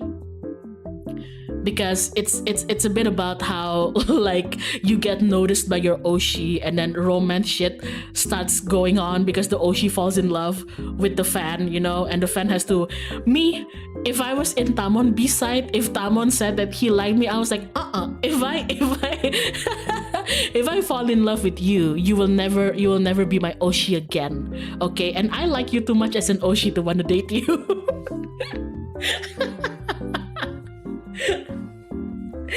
Okay, but the story doesn't end there. This is why am I telling this to you guys? This is like literally one of the most embarrassing thing that's ever happened in my life. So yeah, I told them that, and he took it pretty well. You know, it's like, okay, kind of a weird reasoning because usually people like want to be noticed by their Oshi and like date them, you know, living the YN, the Wattpad life. But I guess you're not interested, and I'm like, I'm not interested because, again, if I date you, then you can't be my Oshi anymore, and I like you too much as somebody that I admire to wanna date you. And he was like, okay, fair, blah blah blah blah. And then I was talking to like his manager, and she told me like I asked her like, how's so and so? I hope that, you know, rejection, that conversation I had with him didn't like it didn't affect his work, right? Is he okay? And she was like, oh yeah, so and so is fine and whatnot. But I think like your reasoning was valid to reject him, Kay. And I was like, oh, thank God you said that, because oh man, I felt terrible. I mean, I feel like any reason to reject somebody is valid reason on like your part. But I didn't want to like reject somebody so harshly that they can't, like, I don't know, like the concept of me breaking somebody's heart is still so weird to me. But in the event if I ever break somebody's heart, is like I don't want to break it so hard that you literally can't function anymore. So hearing from the manager that he was like doing okay is like, oh okay, thank God, blah blah blah blah blah. And then I started talking with the manager, right? Because she was so nice to me and I get along really well with her, blah blah blah blah blah blah blah blah blah blah. And then like one time while we were just like hanging out and everything, and by this time I've already resigned from being the staff, because I'm like, even if I've rejected the person, I think like any potential professional entanglement is not professional, so I'm just gonna get out of this project. I'm gonna resign. And then the manager was like, okay, yeah, I understand. Yeah, fine, you can resign. So by this point we were all just like, at least me, I was just hanging out with them as a friend. And then one time I was hanging out talking one-on-one with the manager, and she was like, yeah, but Kay, you do realize just how Wattpad tropey your thing with the guy is, right? And I'm like, what? The whole like oh, like idol and fan, and then the idol notices the fan and falls in love with her, yada yada yada. Oh, she's not like the other girls, type shit. Like, yeah, I know it's very Wattpad tropey. And she was like, yeah. Oh, but you do know that in Wattpad sometimes like they try to extend the trope. And I was like, oh, like what? Do they add like a rival? Like another idol, or like a rival that's going to go after the girl's heart? And she was like, yeah, something like that. But sometimes some people like to add the trope where the rival is actually not the idol but the idol's manager. And I was like, oh yeah, but like I don't think I see it very often. Like in that case, that would be you, right? And then she said, yeah, that would be me.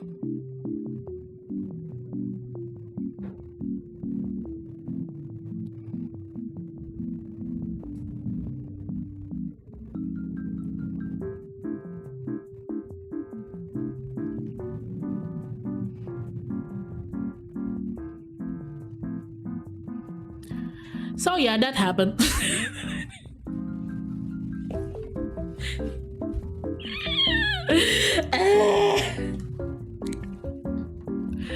Lord God, I see what you've done for us. And it took me a while to understand. That was the most embarrassing part. She said that, and I was like, oh yeah, but like, you know, like you're so funny. Like, well, come on, like there's no way. And then she's like, it's true though. And I was like, what? I said it's true.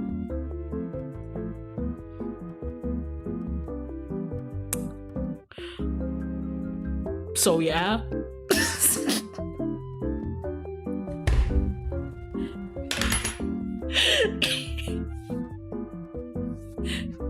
There you go.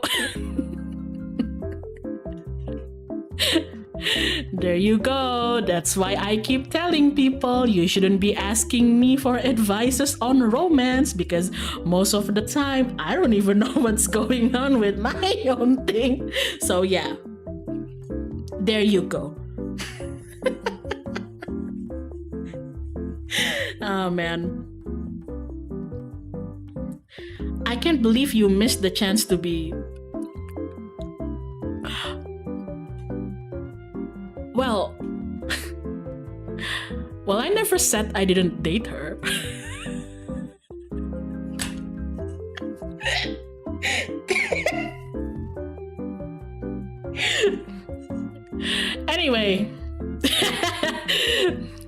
Anyway, it's already 1:30. I think this is a good spot for me to end the sucking stream.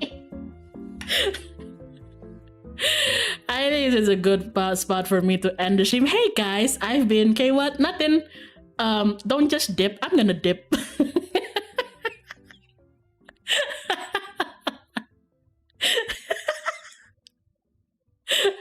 Now you gotta explain yourself. Now, I don't think I already explained myself enough. This is why I keep telling people they shouldn't be asking for no wild ending. You can't just do that. Goodbye. It's been like, guys, come on. It's been like 3 hours and 30 minutes. I gotta make lunch, okay? Nar, I just got here. You owe us an explanation. What is there to explain? How could you? Same time explain.